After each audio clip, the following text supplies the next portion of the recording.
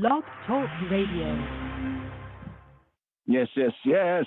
Shalom, shalom, Chaverim, shalom, Laila Tov, Laila Tov. Yeah, well, Erev Tov. Erev is the evening, Laila is the night, depends on where you're at on this earthly plane. Here. This is Rastafari, TESTIFY Tuesday. Here. I'm going to testify.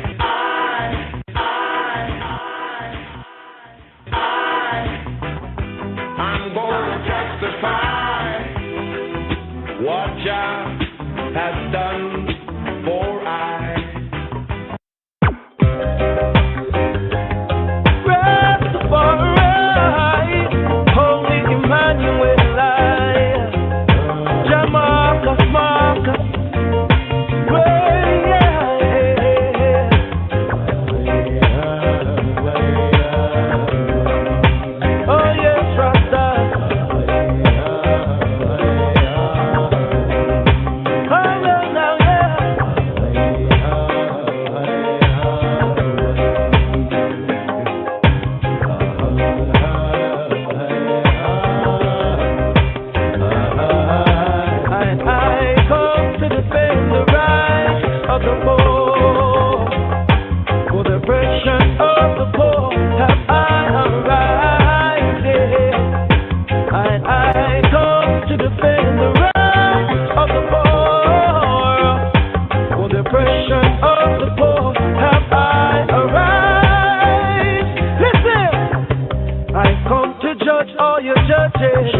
Behold, I come to teach all teachers, dismantling all of their false leaders, liberating all Africans. That's Rasta holy only mission. Liberating all Africans. That is Rasta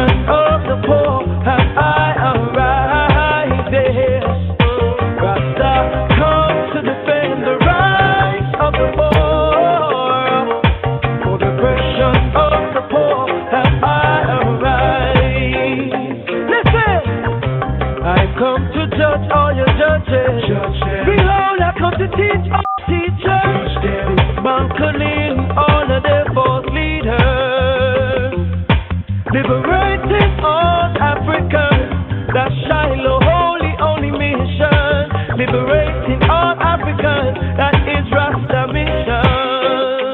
So tell them justice. This is judgment on Babylon.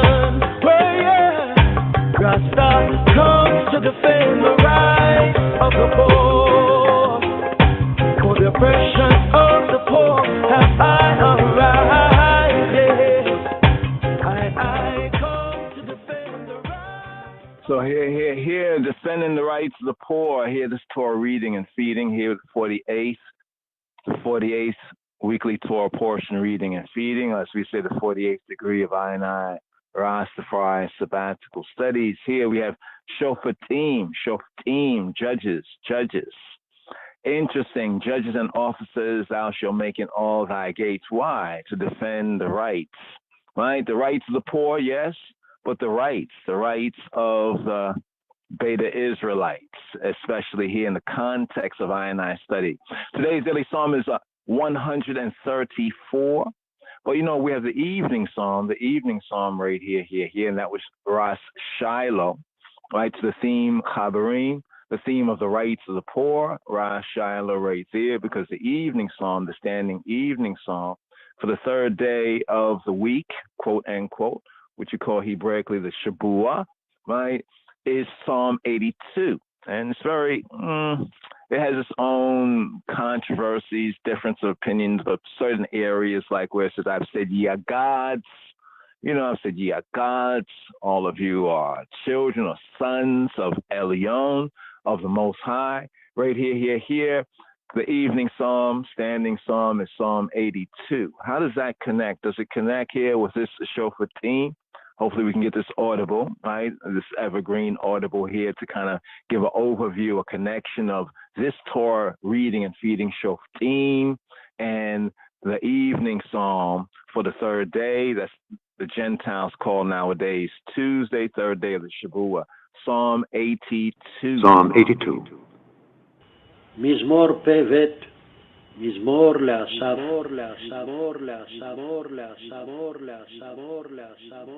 God standeth in the congregation of the mighty, the mighty, the mighty, the mighty, the mighty, the mighty. Elohim Nitzav Ba'adat El. He judgeth among the gods, the gods, the gods, the gods, the gods, the gods. Bekerev Elohim Yishpot. How long will ye judge unjustly and accept the persons of the wicked? Selah. Defend the poor and fatherless. Do justice to the afflicted and needy. Deliver the poor and needy. Rid them out of the hand of the wicked. They know not, neither will they understand.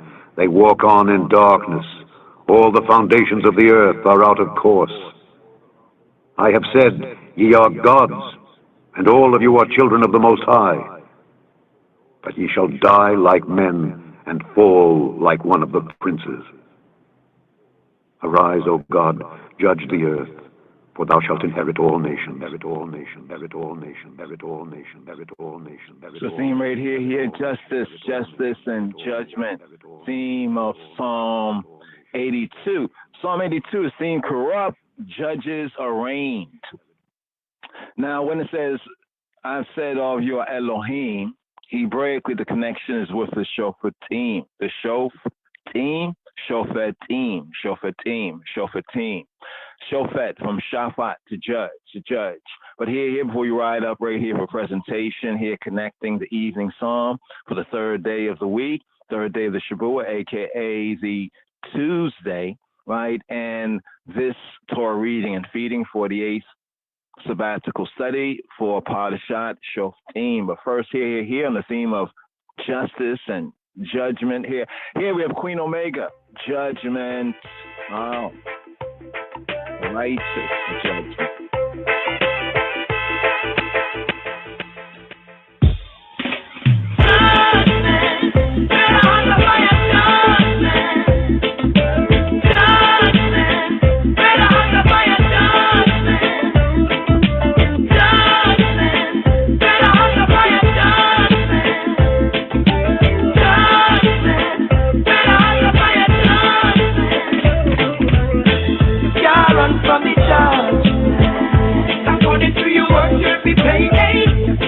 From the judgment. What you think when you do what you say, hey? You can't run from the judgment. No time to play, hey? You can't run from the judgment. Can't run, do unto others as you'll have them do unto you. Life is a cycle and I know it's true. Anything you do coming right back to you.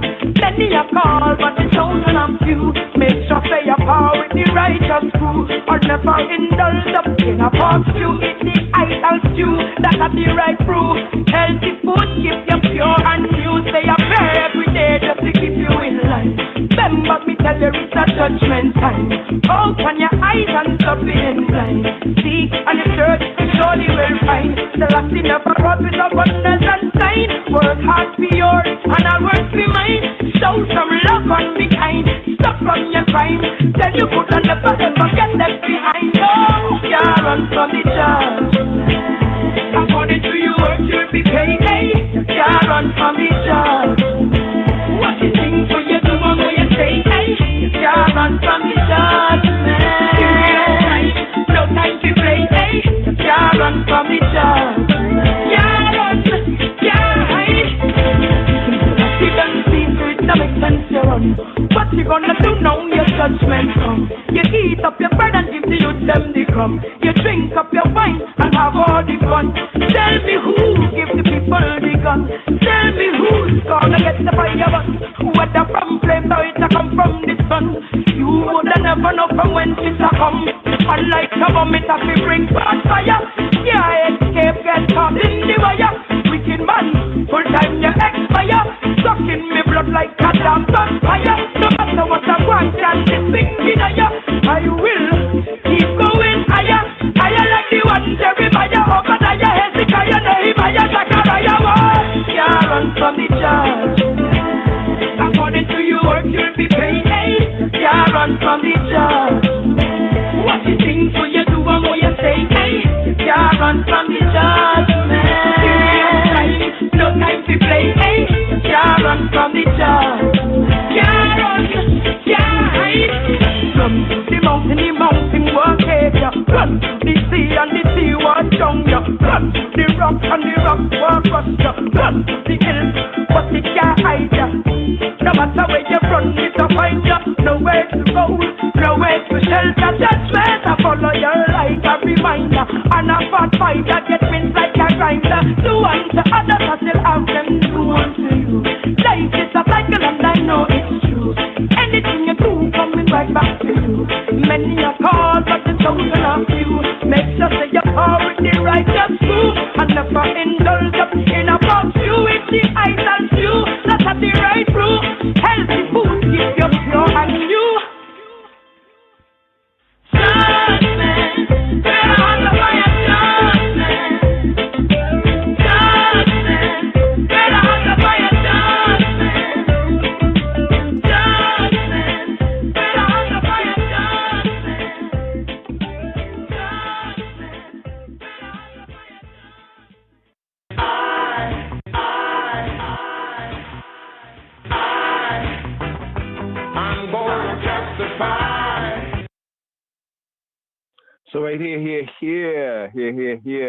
Let's get right in it right here. So we have this 48th sabbatical study, Shoftim, in the Hebrew Shoftim, or translatable as Judges, and Psalm 82, zooming in on verse 6. Right? It says that ye be Elohim. I've said that ye be Elohim, that y'all are Elohim. The Judges, speaking of the judges of Yisrael, the judges of Israel. So before we get into that right there, just one more time on the evening psalm, just to hear it, hear the words right there. We share the acapella. Here is another dub of today's daily psalm, both zooming in on the Hebrew, especially the Hebrew, to clarify areas in the English that might not fully be understood in translation. Here, Psalm 82. After this right here, we'll get into the comparison of the psalm, as well as Torah portion, and the Hebrew perspective of terms, words, terms, and titles. Here, Psalm 82.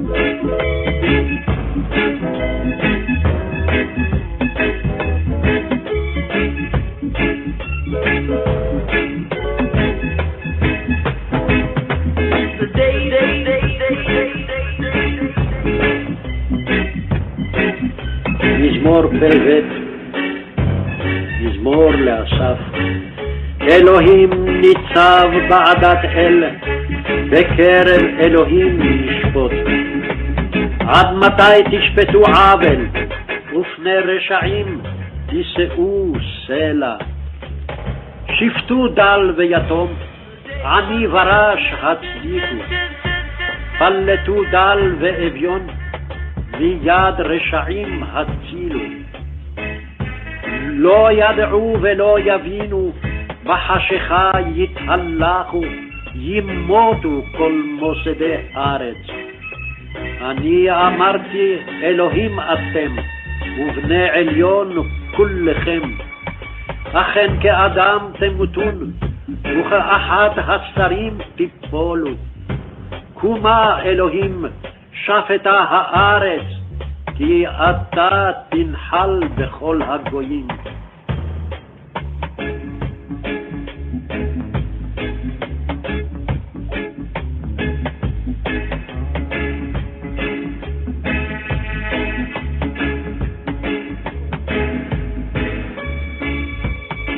Psalm 82. מזמור פרק, מזמור לעשר.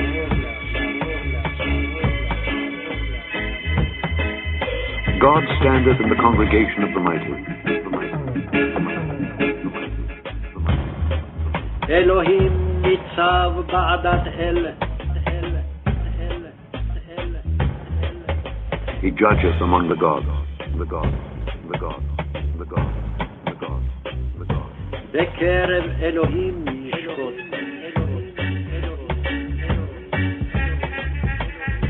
How long will ye judge unjustly and accept the persons of the wicked? Selah. Defend the poor and fatherless. Do justice to the afflicted and needy. Deliver the poor and needy. Rid them out of the hand of the wicked. They know not, neither will they understand. They walk on in darkness. All the foundations of the earth are out of course. I have said, ye are gods, and all of you are children of the Most High. But ye shall die like men, and fall like one of the princes.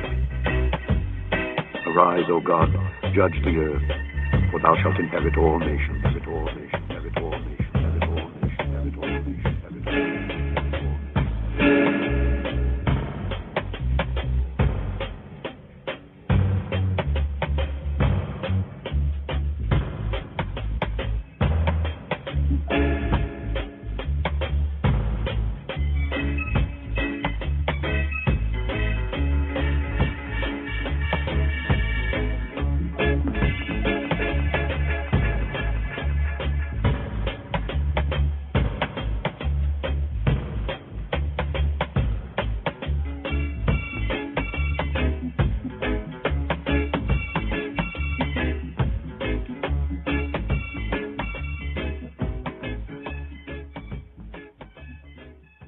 Sabbatical study, this I Rastafari sabbatical study for this Shabbat strong. Shabbat strong. Shabbat.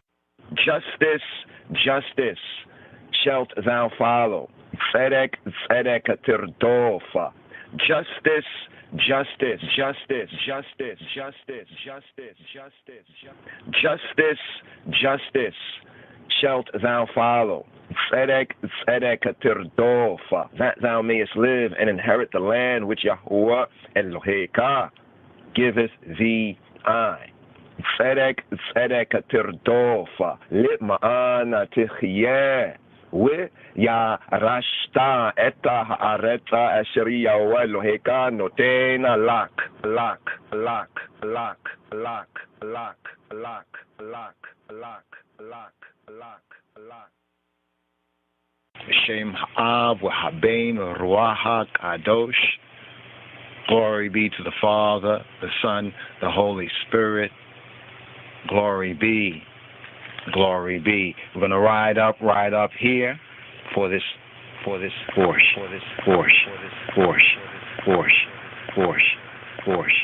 So here for this Torah reading and feeding for this parasha, for this portion right here, this angel's bread, this manna. Here, first things first, the first words here for this 48th sabbatical. Here, Mishma'a Yisrael. Here for the 48th Rastafari sabbatical Torah portion, reading and feeding the manna, the angel's bread right here. Here we pick up with 5th book of Moses, the Hebrew book called Deuteronomy chapter 16, verse 18.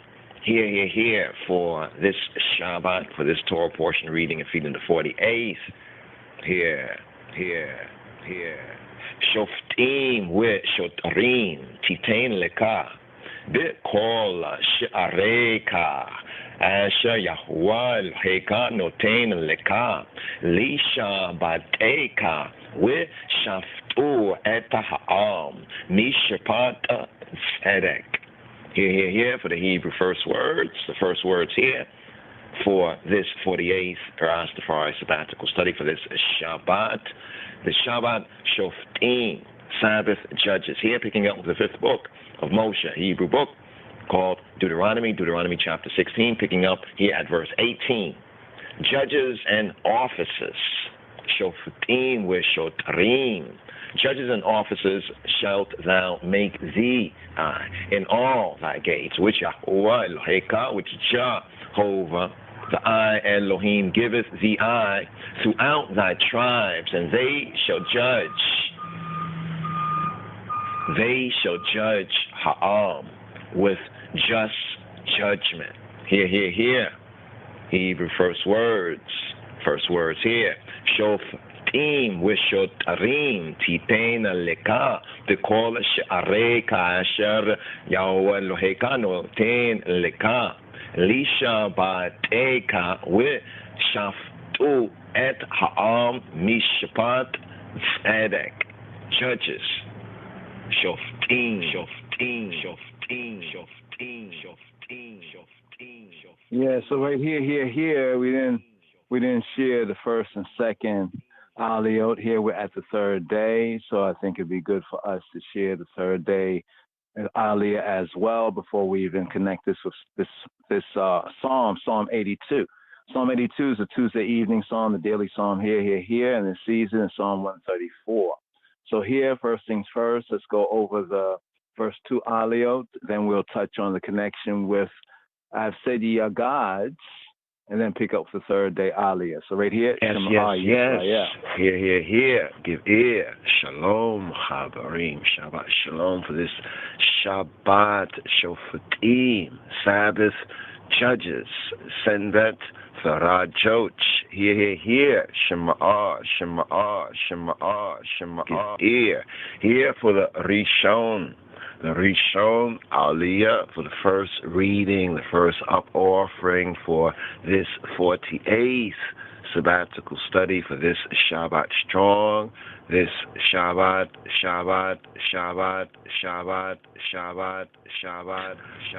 Shoftim, Sabbath Judges, Senbet Farajot. Here picking up with the 5th book of Moses, of Moshe, the Hebrew book that is called Deuteronomy. Picking up here in Deuteronomy chapter 16, here at verse 18, Judges in the gates here for the first aliyah.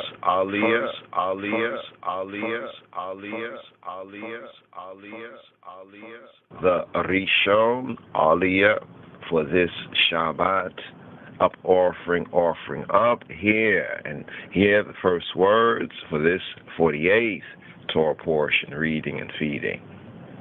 Shoftim with shotrim titen leka b'kol she'areka asher Yahweh Eloheka noten leka lisha bateka Shaftu et ha'am mishpat tzedek. Judges and officers, thou shalt thou make thee in all thy gates. Judges and officers shalt thou make thee in all thy gates. Shoftim with shotrim titena leka b'kol she'areka, which who Yahweh Eloheka, who Jehovah the I Elohim, giveth thee throughout thy tribes. Asher Yahweh Eloheka notena leka lisha barteka, and they shall judge the people with just judgment. With shafatu et ha'am mishpat tzedek.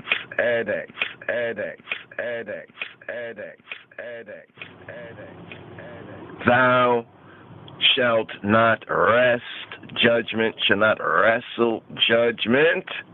Thou shalt not respect persons, neither take a gift, a bribe. For a gift, a bribe, doth blind the eyes of the wise, and pervert the words of the righteous. That which is altogether just shalt thou follow, that thou mayest live and inherit the land which Yahweh Eloheka giveth thee. Justice shalt thou follow, that thou mayest live and inherit the land which Yahweh Eloheka giveth thee. Tzedek tirdofa litma'ana tichye וירשת את הארץ אשר יהוה אלוהיך נותן לך. Thou shalt not plant thee a grove of any trees near to the altar, the Mizbeach of Yahweh Eloheka, of Jehovah, the I Elohim, which that thou shalt make. Neither shalt thou set thee up any image which Yahweh Eloheka hateth. Thou shalt not plant thee an Asherah of any kind of tree beside the altar, the Mizbeach, Yahweh Eloheka, of Jehovah, the I Elohim, which thou shalt make thee. Neither shalt thou set thee up a pillar which Yahweh Eloheka hateth. And hear, Shema Israel. Hear, give ear. Fifth book of Moses, Hebrew book called Deuteronomy chapter 17. Offerings must be unblemished. Thou shalt not sacrifice la Yahweh Eloheka to Jehovah, the I Elohim, any bullock or sheep wherein is blemish, or any evil flavoredness, for that is an abomination la Yahweh Eloheka to Jehovah, the I Elohim. Idolaters to be stoned. Verse 2. If there be found among you within any of thy gates, which Yahweh Eloheka, which Jehovah the I Elohim giveth thee, man or woman, that hath wrought wickedness, ratchetness in the sight of Yahweh Eloheka, Jehovah the I Elohim, in transgressing his covenant, and hath gone and served Elohim Acharim, other Elohim, and worship them, either the sun or moon or any of the hosts of heaven, which I have not commanded. And it be told thee, and thou hast heard of it, and inquired diligently, and behold, it be true, and the thing certain that such abomination is wrought, is done in Israel. Then shalt thou bring forth that man, or that woman, which who have committed that wicked, that ratchet thing to thy gates, even that man or that woman, and shalt stone them with stones till they die. At the mouth of 2 witnesses or 3 witnesses shall he that is worthy of death be put to death, but at the mouth of 1 witness he shall not be put to death. The hands of the witnesses shall be first upon him to put him to death, and afterward the hands of all the people. So thou shalt put the evil away from among you. Obedience to authority. Verse 8. If there arise a matter too hard for thee in judgment, between blood and blood, between plea and plea, and between stroke and stroke, being matters of controversy, being matters of controversy within thy gates, then shalt thou arise and get thee up to the place into Hamakom, which Yahweh Eloheka, Jehovah the Elohim, shall choose. And thou shalt come to the priest, HaKohanim, the Levite, Halloween, and to the judge that shall be in those days, and inquire, and they shall shew thee the sentence of judgment, and thou shalt do according to the sentence which they of that place, which Yahweh Jehovah shall choose, shall shew thee.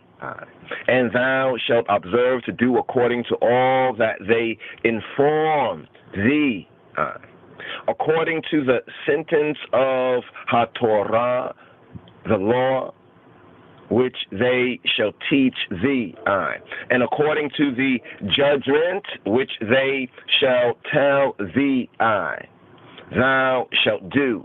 Thou shalt not decline from the sentence which they shall show thee, to the right hand, or nor to the left. And the man that will do presumptuously and will not hearken to HaKohen, to the Kahin, to the priest that standeth to minister there, Lifnei Yahweh Eloheka, before Jehovah the Elohim, or to the judge, even that man shall die, and thou shalt put away the evil from Israel, and all the people, Ha'am, shall hear and fear and respect, reverence, and do no more presumptuously.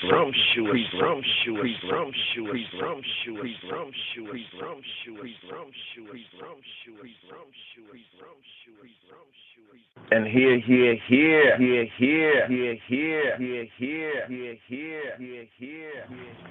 Shema Israel, hear, give ear, hear for the Sheni, Aliyah, here for the second up offering, for the second reading, here for this Shabbat Shoftim, Senbet Farajot. Here picking up with the fifth book of Moses, Moshe, the Hebrew book called Deuteronomy chapter 17, here at verse 14, concerning a king, concerning a melech, concerning a negus. Here for the Sheni, the second reading, the second Aliyah, the second up offering up for this Shabbat Shoftim. Ki atabo Ilya ha'aretza Asheri Yahweh Eloheka noten lak. We are rishta with Ya Shabtaha Baha we Amarta Asima Alaya Meleka Ke Kol Hagoyim Asher Sebabotai. Here, the second reading, the second Aliyah up offering for Shabbat Shoftim, concerning a king. When thou art come to the land which Yahweh Eloheka giveth thee, and shall possess it, and shall possess her, and shall dwell therein, and shall say, I will set a king over me, over I, like as all the nations, the Goyim, Hagoyim, the nationalities, the nations that are about me, about I. Kia tabo iliyaha aretsa sharia walo heka notena lak. We are rishataha. We ya shabataha bah. We amarta. Sima alay melek. Kukola goyima asha se bia botai. Thou shalt in any wise set him king, Melech, even the goose over thee, I, whom Yahweh Eloheka, Jehovah the I Elohim shall choose. One, from among thy brethren shalt thou set king, Melech, Negus over thee. Thou mayest not set a stranger over thee, which is not thy brother, not Achika, not Wendemith, but he shall not multiply horses to himself, nor cause the people to return to Mitzrayim, to Kemet, to Egypt, to the end that he should multiply horses, for as much as Yahweh Jehovah hath said to you, ye, y'all, shall henceforth return no more that way. Neither shall he multiply wives to himself, that his heart turn not away, neither shall he greatly multiply to himself silver and gold. And it shall be, when he sitteth upon the throne of his kingdom, that he shall write him a copy of this law, this Torah, this direction, instruction, in a book, a cipher, out of that which is before Ha-Kohanim, Ha-Lewim, the priests, the Levites, and it shall be with him, and he shall read therein all the days of his life, that he may learn to fear, to reverence, to respect Yahweh El-Hayo, respect Jehovah El-Hayo, his Elohim, to keep all the words, the barim of this Torah, of this law, this direction, instruction, and these statutes, to do them, that his heart be not lifted up above his brethren, and that he turn not aside from the commandment to the right hand or to the left, to the end that he may prolong his days, his kingdom, and his government, he and his children in the midst of Yisrael.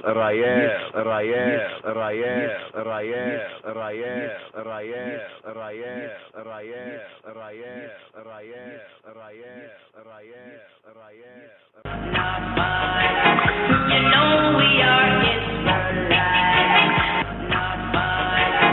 You know we are Israelites. So it's right here, and the second aliyah, the second reading right here, that actually we get the name that comes down to us in the English for Deuteronomy. It's actually this verse right here, 17 and 14, Deuteronomy 17 and 14, where it reads, and it shall be, when he sitteth upon the throne of his kingdom, that he shall write him a copy of this law, this Torah, H8451 word, Torah. What is Torah? Torah, BDB, Brown's Drivers Briggs, defines as law, direction, instruction. Law is more pseudonymous, but direction, instruction is a little more accurate. Right there, body of prophetic teaching, instruction in messianic age, body of priestly direction or instruction, like, for example, Leviticus, the Sefer Vayikra, also body of legal or lawful, right? directives, right? Then we also have particular Torahs. So the whole, when I say particular Torahs, let me explain it simply, that the whole compendium is Torah. All the direction instructions of Yahweh is direction instruction, his direction instruction. But there are particular Torah. So sometimes you may hear say Torot, where it says of Abraham that he kept Torotai, he kept my Torahs. In translation, English will say laws, not like different so-called books, but different, direction instructions concerning different things from the same source. So we have the B entry here for the H8451 law. Like I said, that's a pseudonymous term, pseudo, false, not quite accurate, nomos, falsely named, like a false name, a pseudonym, pseudonymous, falsely named, not accurately, especially for our studies, we find that more accurately it's direction instruction. So we have law, right, the law of the burnt offering, or the Torah, right, of the Olah. Olah means like going up from Allah to ascend, like the smoke, the idea of the smoke ascending. Then also here, like the special law, Torah, codes of law, like concerning different matters, right? Also certain customs and manners have gotten codified in what we call the Torah, such as the Torah, the law of Moses. Now, the D entry here, it says the Deuteronomic, all right, interesting big word there, Deuteronomic, or the Mosaic law. Now, remember, here we're in the fifth book, right, that's called, in the English, especially in the Western Gentile world, among the nations, as Deuteronomy, right? And here we're saying it's in this verse, in Deuteronomy chapter 17, verse 18, that we get the name Deuteronomy in the English, right? But the name of this fifth book, from a Hebrew perspective, is the Sefer HaDebarim, the Sefer Debarim, the Sefer, the book, the writing, Debarim of the words, right? So Deuteronomy means repetition of the law, As you can see also concerning Torah, right? We're just zooming in on these words here. Copy of this law.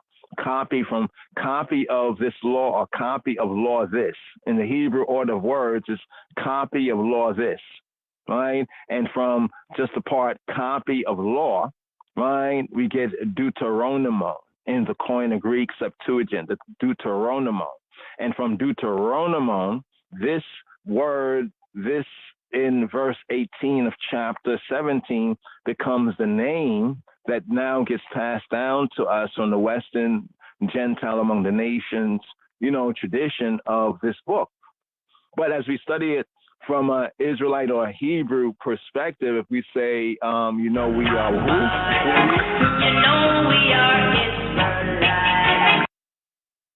we should have another perspective, and we do have another perspective. Not that we should, but especially with this right here. Some things in translations are more or less, it's okay. But this is something we just need to zoom in on for a couple of reasons. But here we have Torah, right? The H8451, right? Now we're using Strong's Light, and we just went through right here the BDB, right? Brown's Drivers Briggs, right? Definition, which is pretty good. We use it as a kind of a compare and contrast in our studies and presentations. Torah, as a part of speech, is a noun feminine. So when we understand that from the Hebrew perspective, some things that doesn't come out in the English, comes out to us in the Hebrew, like when Solomon is said to have said in Mishle Shlomo in the Proverbs of Solomon, he says, my son, and even saying my son, Hebraically and in certain cultures, like say my disciple, like even when Hawaria Paulos or Paul, Rabbi Shaul said concerning Timotheos or Timothy, he said that Timothy, my son. That was a way of him saying that this is my disciple, right? My disciple. But it says in Proverbs 1:8, my son, hear the instruction of thy father, and forsake not the what? The law, the Torah, right, of thy mother. So even right there's a connection of the Torah as a mother, or in that position, in that relative position for the children, the B'nai, or the sons of Yisrael, the children of Israel. So it's a noun feminine. Just keep that in mind right there. Strong's now brings out the H8451 to this, pointing to its root etymologically to the H3384. We'll go there. But first, this here, a precept or a statute. So see, sometimes these terminologies, but wait, Torah is usually translated as law, and then we have something that's known as statutes, and even something that's known as precepts. Many times it's always not consistently translated in the English. So sometimes we can get kind of false positive kind of ideas of what things are, and they lead to some very interesting, debates or arguments and controversies that can be simply, resolved by a little bit of study, right? And recognizing, okay, I believed it was that. I saw Torah as law, but then I get to find out that actually it means something more than that. But here they have Torah. Notice what they say in the Strong's. The Strong's definition defining Torah, right, which from the KJV in this verse is law. They say especially the Decalogue. Decalogue. What is Decalogue? Another Greek phrase that basically means 10 logia, 10 words or 10 reasons. 10 words or 10 reasons. This corresponds with the Hebraic and Yehudi perspective, our perspective, that what's called the 10 Commandments, according to the scripture, is properly the 10 words. And from the literal phrase of the Hebrew, do we get the term Decalogue. So we have in the Hebrew, Aseret Debarim, or Aseret HaDebarim, Aseret, right, the 10 of Debarim, the words, and then that was translated Septuagint time and early times to Decalogue. So Decalogue is basically pointing to the so-called 10 Commandments, or the 10 words. Then they say or, but they did say or, right? They say or, right, Pentateuch, another kind of Greek term.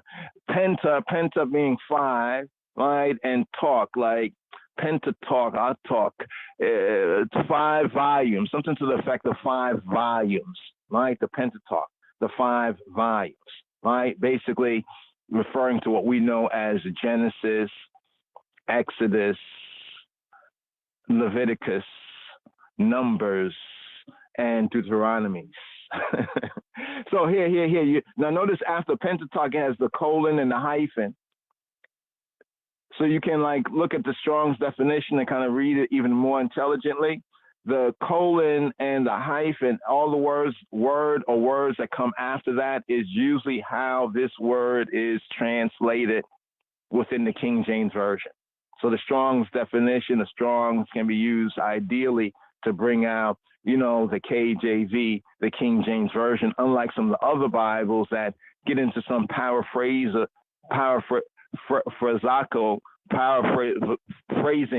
they paraphrase and they interpolate. So sometimes, and we show that sometimes when we compare different versions there, but this is a way you can see, well, how is this word defined? So it seems as though the word Torah throughout the King James Version is usually defined as law. Just a note there. But this word is from the H3384. H3384. So here we have the H3384. Here we have in the original, the Hebrew, it's kind of 2 forms of how it is found written in manuscripts, right? We have the Yod, the Resh, the Aleph, or the YRA, reading from right to left, and then the next one, next to the original, up there at the top, it says the Yod, right? Yod, or the Y, the Resh, the R, and the Hey. So either brought out as Yara, and as Yara, the one with the H, bringing the breath, the Yara. One as Yara, Aleph, right? And the other as Yara. So you see the transliteration has the YA with, I think that's the circumflex, I think they call that the upside down, like the pyramid, so to speak, over the A, right? And then also the next A, the YARAH, Yara, that'll be Yara. and the next one be yara, yara, yara, without that breathy H at the end. Be that as it may, this is the root right here of the word Torah. All right, so when we say that Torah doesn't really mean law in the sense of law, and from the Hebrew as we know it in the English sense of law. BDB brings it out right here as the first entry is to throw, to shoot, to cast, to pour. Now we got to pause right there. Wait, hold on for a moment. So to throw, to shoot, to cast, right, to pour.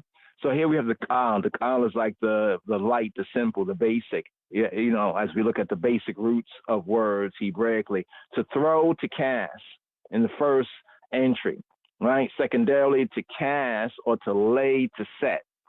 And then thirdly, it's like to shoot arrows, to shoot arrows. The fourth entry is to throw water or rain. You get the general sense of the root word to throw, to cast, can be like to shoot arrows, right? Or to throw water, rain. Now, this is some of the other senses of the root word yara, yara, and yara. Yara and yara, right? To be shot. This is like the needful, the different senses of the word, but it gives us an idea, right, of what we're talking about. Now, as we get down here, we see the entrance here to point out. Because see, to shoot, to throw is like kind of to aim. So that the sense of the word yara is like of aiming. Almost like, imagine like just pointing the finger, aiming something. You know, like if you're shooting a bow, you're shooting an arrow. But it also can be to point out something, right? To point out, to show. The fourth entry right here, the fourth entry under the hefil, right? The hefil sense, these are different senses of the verb. We'll touch on it, but just basic here, is to direct, to direct. Which way do I go to such and such? And somebody points, a yara, yara, they're pointing, right? Also to teach, right? And to instruct. So Torah has this sense, right, as a word, right? To throw water, to throw rain. Now that goes into some of the, what they call a more metaphoric aspect, or the Hebrew, the Ivrit, the Yehudit, the two truths, right? The two truths. Like usually there is the natural type, you know, the natural earthly type, as Moshe Rabbeinu says, if I show you earthly things and you cannot understand it, how will you understand the heavenly things? Like show object lessons, right? Then they can be applied some subjectively, outer things and inner things. Yes. So here's the verb. We're looking at the verbal root, but here Strong's kind of even brings it more to the primitive root sense. BDB is we think is pretty good in many ways, but we like the balance here between the BDB, right, and Strong's definition, especially when we're studying the KJV. Here we have a primitive root, right, an ancient root. We say an Afro-Semitic root. Properly, here the word properly, to flow. So we look at the Strong's definitions, right, in a proper printing of it. If you observe the italicized words, the italicized words are the key words, right, when we look into Strong's definition. What do we have before us? We have flow, rain, lay, throw, and shoot. All right, this kind of wraps up what we just touched on from BDB perspective, break it down to different, you know, Duke, right, and Binyani, you know, the different, you know, buildings, you know, as we build. Right. Here we have to flow as water, to flow as water, right? That is as rain, right? In one sense of yara, the root word Hebraically for Torah. In a transitive sense is to lay, to throw, especially an arrow, right? An arrow, that is to shoot, right? To shoot. We go on down right here. Now that was like the first, you could say the earthly, the natural, one aspect of the verb, right? Then to the other aspect, the duality, the other aspect of the verb. So like the literal sense, people say literally, right? Exoterically, you know, and then esoteric. The figurative sense is to point, right? Because if you're going to aim an arrow, you have to, like, you know, you shoot an arrow, usually you would point it, right? To point, right? To point in the various ways of pointing, to point out, as if by what? You see it right there in the figurative sense, as a figure of speech, as if aiming, right? Aiming the finger, right? And then it says to teach.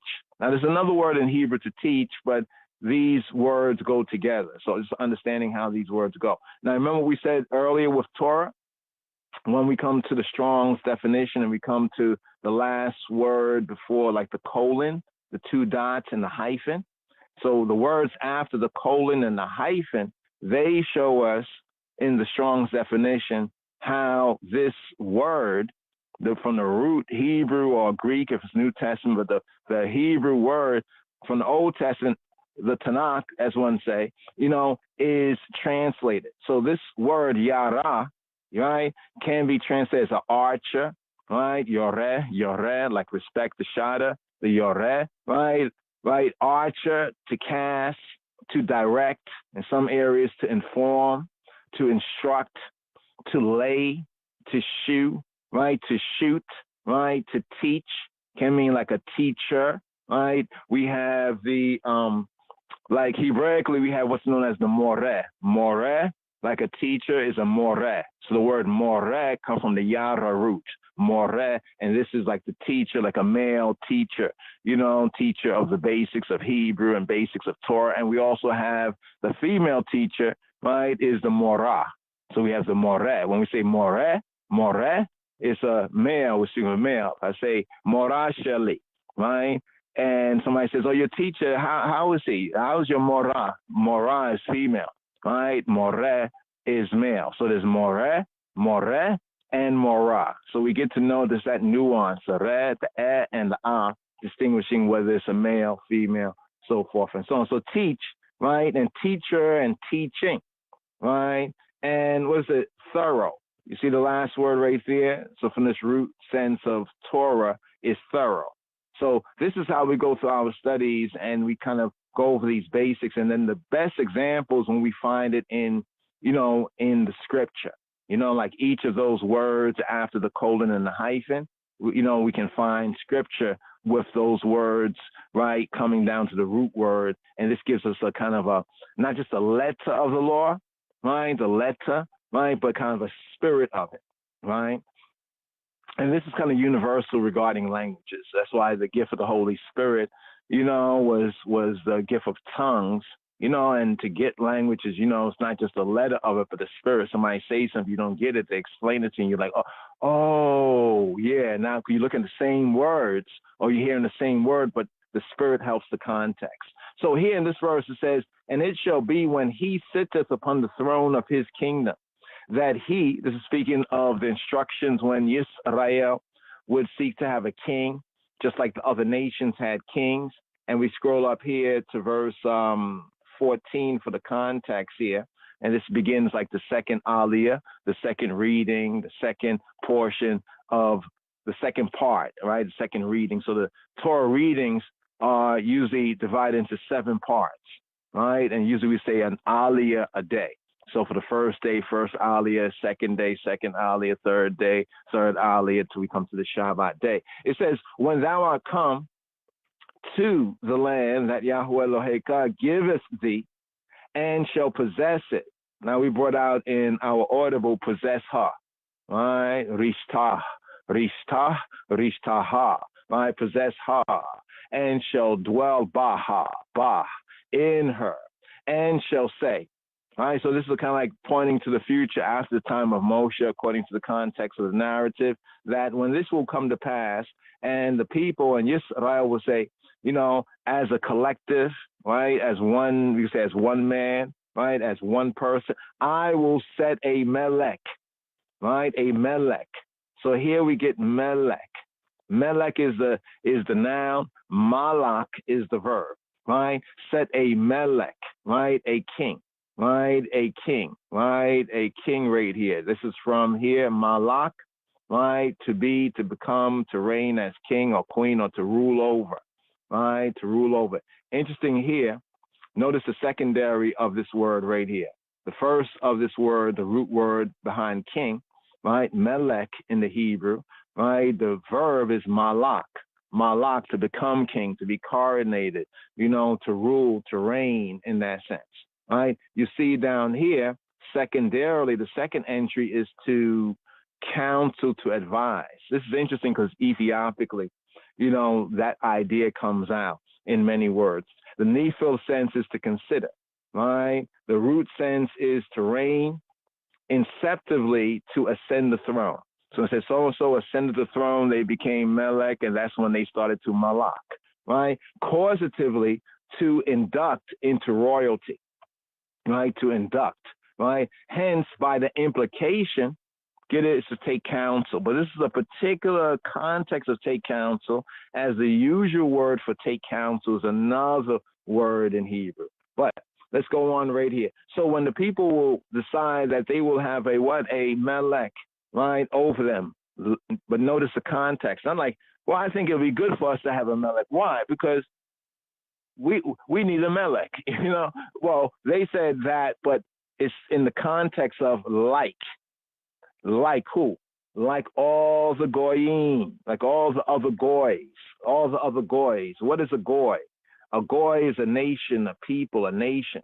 Usually in the plural sense, goyim usually means non-Hebrew, non-Israel. People are not Israel, right? Goyim are also said to be the descendants of Abraham, the nation. So it says from Abraham, he'll be Abraham, father of Raham, father of Nuf, a multitude, right, of other nations, right? Yisrael can also, Israel is also a goy kadosh, when he says that for Yisrael, when the covenant was first given to Israel in Exodus chapter 19, we see as a people coming out, right, that it says that there'll be a kingdom of the priesthood, right, and a goy kadosh, a nation, right, kadosh. And some say, oh, the Jews call people goyim, or goys. Well, yes, but Israel is a goy too.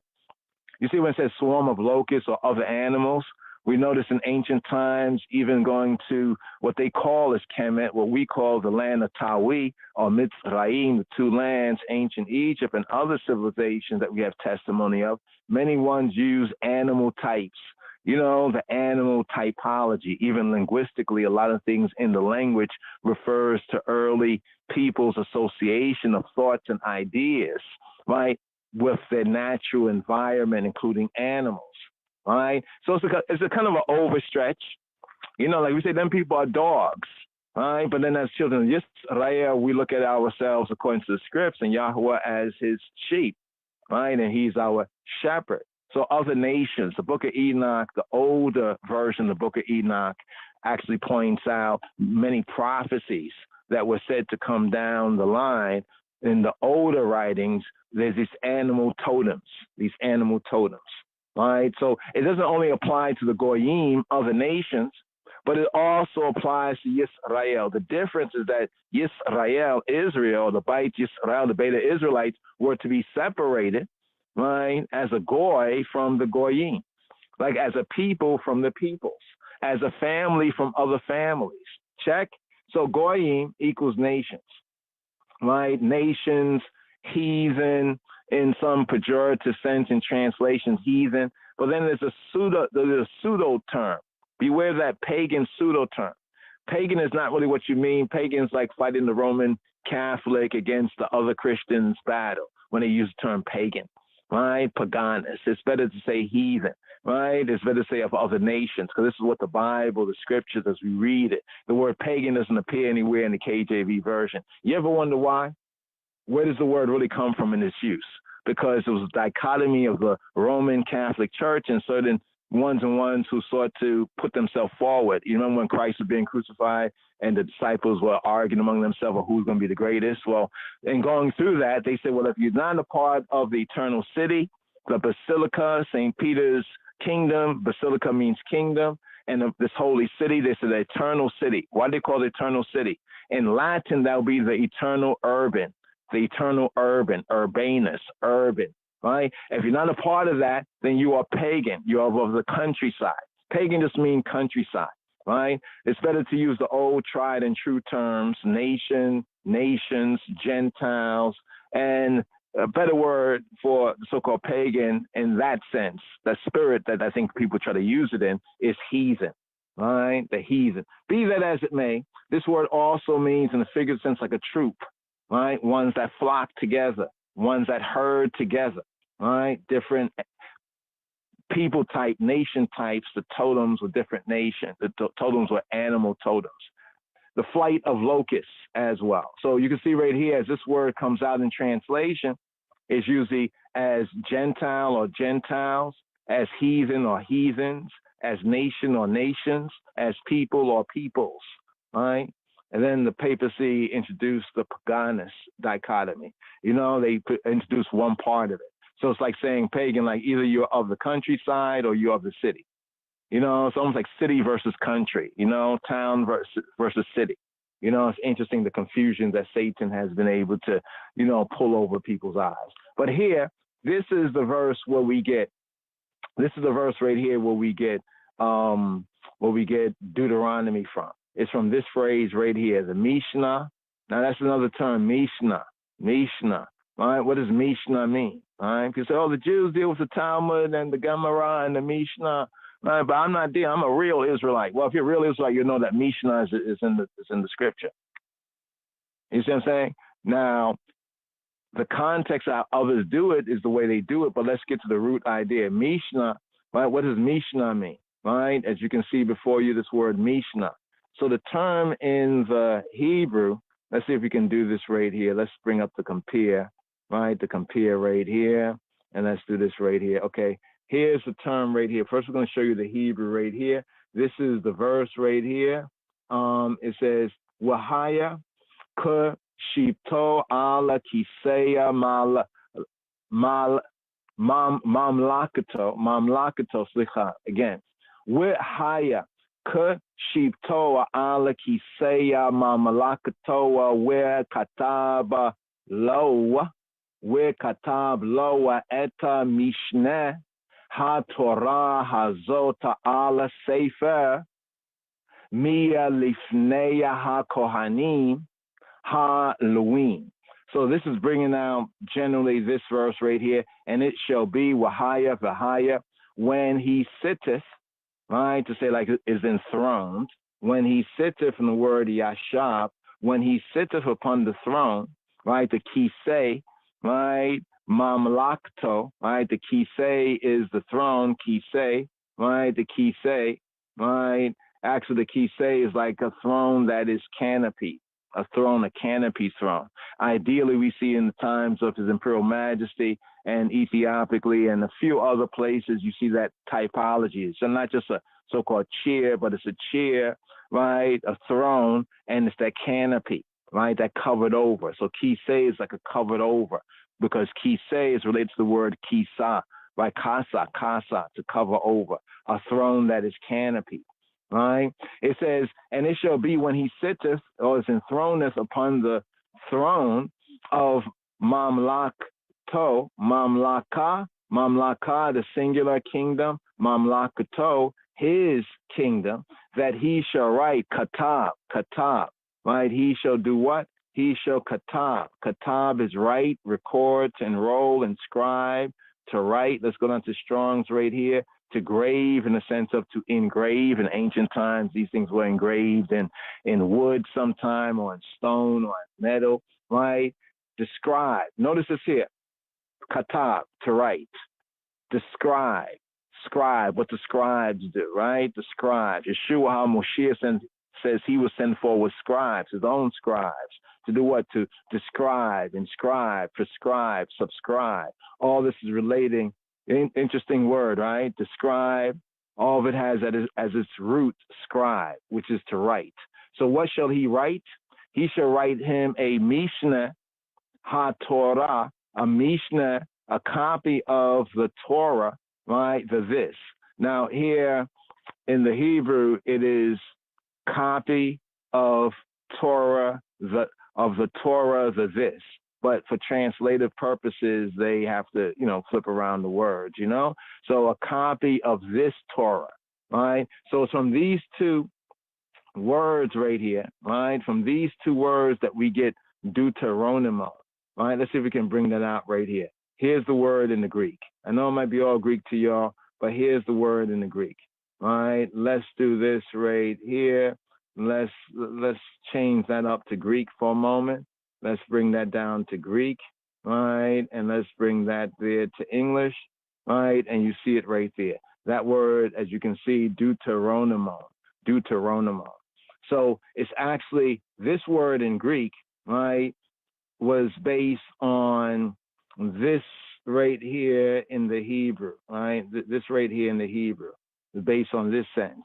You drop the word this, you know what I mean? But copy of law, right? Or repetition, what we call the repetition of the law. But be that as it may, right there, we can go on this right here because it has a lot of implications. You know, there's a lot of implications here in the Tanakh.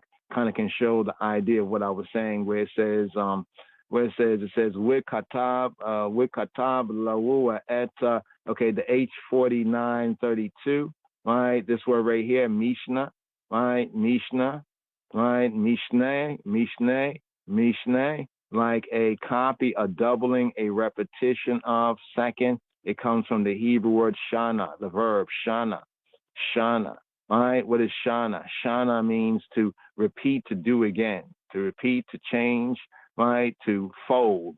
Literally has a sense of to fold over, in a sense of duplicating, right? Implication to transmute, right, to do again. It has a sense of again or repeat. So you can see down here where reading from right to left, Mishnah, HaTorah, right, Hazot. Hazot, Zot means this. Right, so in the Hebrew sense, it would be like copy of the Torah, the this. Right, copy of the Torah, the this. Translated, be copy of this Torah. So be that as it may, right there. Yeah. You know we are Israelites. You know we are Israelites.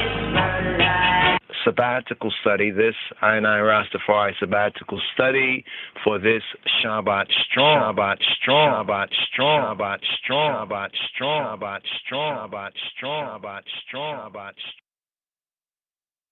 Okay, so right here. Let's do this right here. We're going to share today's Aliyah right here. It's Liku Batalawa. Right here. Here's where we pick up with the third Aliyah, third reading, Deuteronomy chapter 18, verses 1 to 6. Shema Yisrael. Here it is. And here. Shema Yisrael. Here. Give ear. Oh, Yisrael, Ethiopia, Yisrael. Here.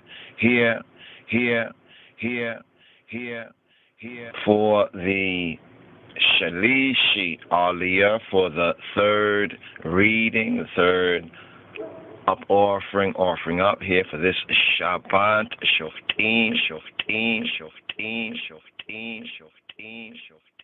Send that Farajot here, picking up the fifth book of Moses, Moshe, Hebrew book called Deuteronomy. He had Deuteronomy chapter 18 for the Shalishi Aliyah, the tribe of Lewi, the tribe of Levi, of Lewi. Here picking up for the Shalishi Aliyah, for this Shabbat Shoftim. Lo Yihyeh La Kohanim Ha-Lewim Kol Shevet Lewi Chelek Nachlaim Yisrael Ishei Yahuwah Nachlato Yokelun. Here for the Shalishi Aliyah, the tribe of Lewi, of Levi, the priests, the Levites, and all the tribe of Lewi shall have no part nor inheritance with Israel. Lo Yihyeh La Kohanim Ha-Lewim Kol Shevet Lewi Chelek They shall eat the offerings of Yahweh of Jehovah made by fire, and his inheritance. Where Nachela Ima Yisrael Ishe Yahweh, where Nachelato Yo Kelun.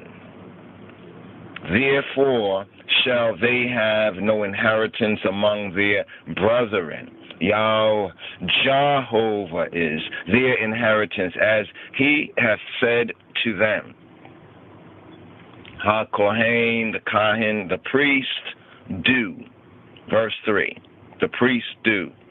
And this shall be Ha-Kohanes, the Kahins, the priests, do from Ha'am, from the people, from them that offer a sacrifice, whether it be ox or sheep, and they shall give to Ha-Kohen, the Kahin, the priest, the shoulder and the 2 cheeks and the maw.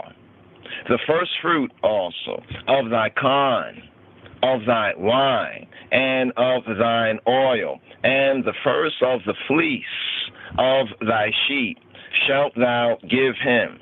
Ki Yahweh Eloheka, for Jehovah the I Elohim hath chosen him out of all thy tribes to stand to minister in the name, the Hashem of Yahweh, of Jehovah, him and Benayo his sons forever.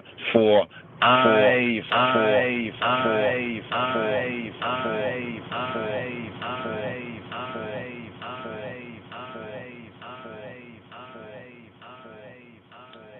So here,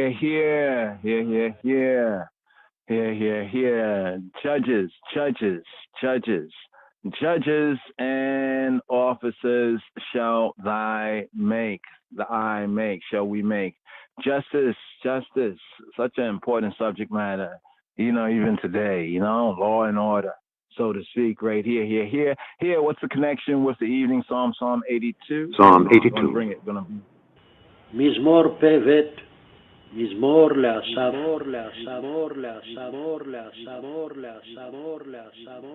God standeth in the congregation of the mighty, the mighty, the mighty, the mighty, the mighty, the mighty. אלוהים ניצב בעדת He judgeth among the gods, the gods, the gods, the gods, the gods, the gods. בקרב אלוהים ישפוט.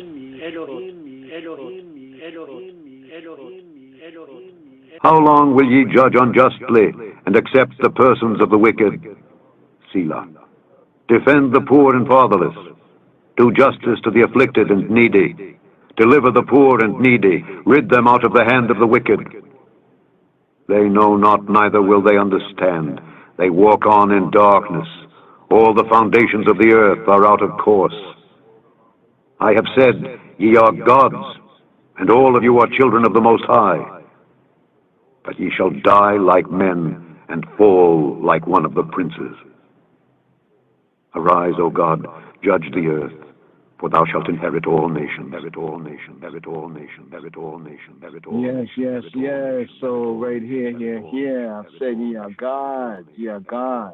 It's interesting right here. When I recorded this, I'd like to share this right here, this audible here, as we're at this Torah reading and feeding. So here's the K&D, Colin Delich. I haven't gone into it, but just sharing it here on the screen.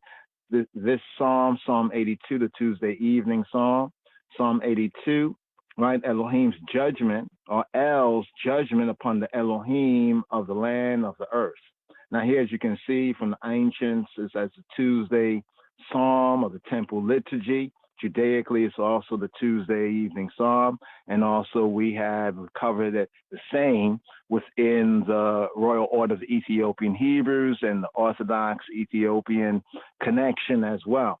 The Israelites of Ethiopia and even the Orthodox Church, also has this, as a Tuesday evening Psalm, right, on the third day of the week. But anyway, be that as it may, as we move down here, I'm just scrolling over this page because some have different kind of understandings. Like this one, Hoopfeld, he understands angels as the Elohim. A lot of people, they'd be saying, oh, the sons of God or the gods are these angels and so forth and so on. That's a big thing amongst a lot of ones and ones. But here, right, this we caught this right here that we'll get that off. We caught this right here that we'd like to share right here. Let's go over here.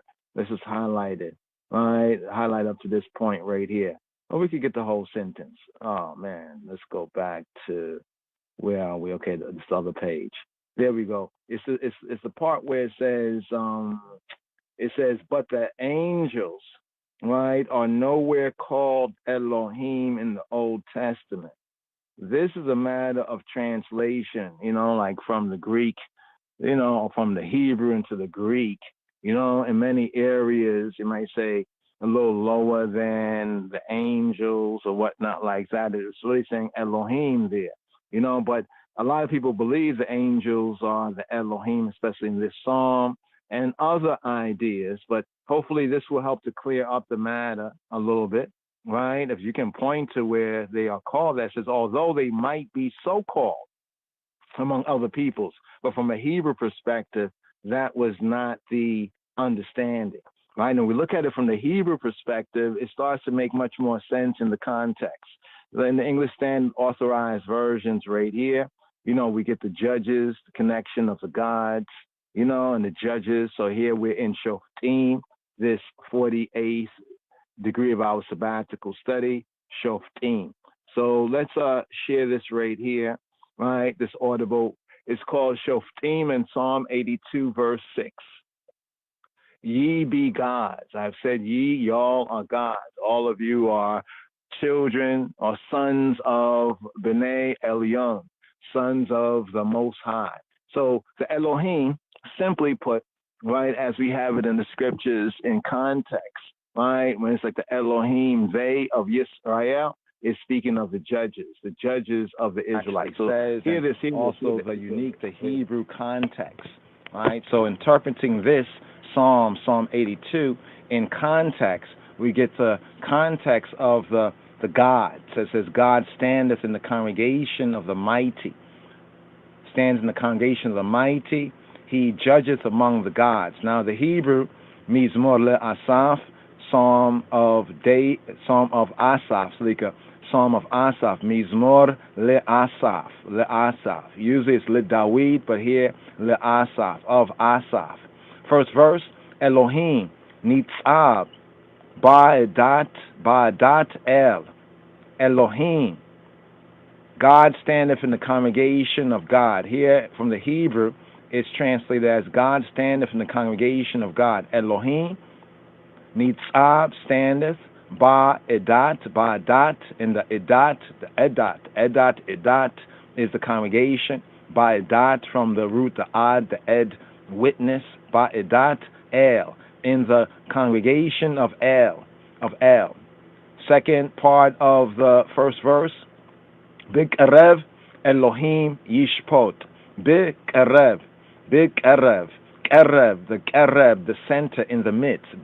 By way of in Kerev, in the midst, Elohim, in the midst of the Elohim, Yishpot, he judgeth, he shafat, mishpat, judgment, Jehoshaphat, we have Jehoshaphat, Safat, Shaphat, judgment. Here we have Yishpot, he judgeth. Now, looking at the English, Elohim or God, it says, standeth in the congregation of the mighty, right? The mighty. That word there, mighty, is the word El, right? The El. And El, right here, is the Hebrew, right? The all-powerful, the almighty.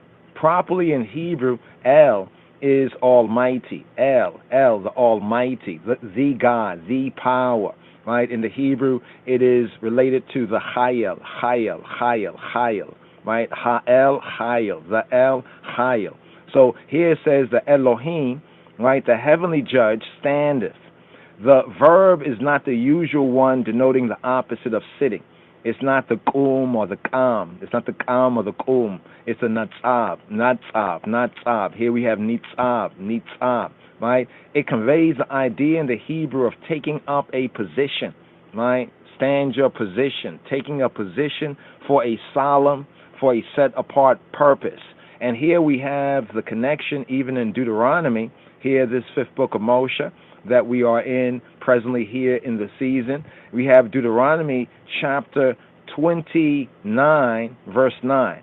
When we read and study Deuteronomy chapter 29, verse 9, we'll see the connection of the verb, the nitzab, right? And that's the Torah portion, if we're correct, the nitzabim, nitzabim. Atem nitzabim, you all standing, y'all who stand, y'all who are standing in the Hebrew. Atem, all of you, atem, you all speaking to a group of males, particularly the Bnei Yisrael.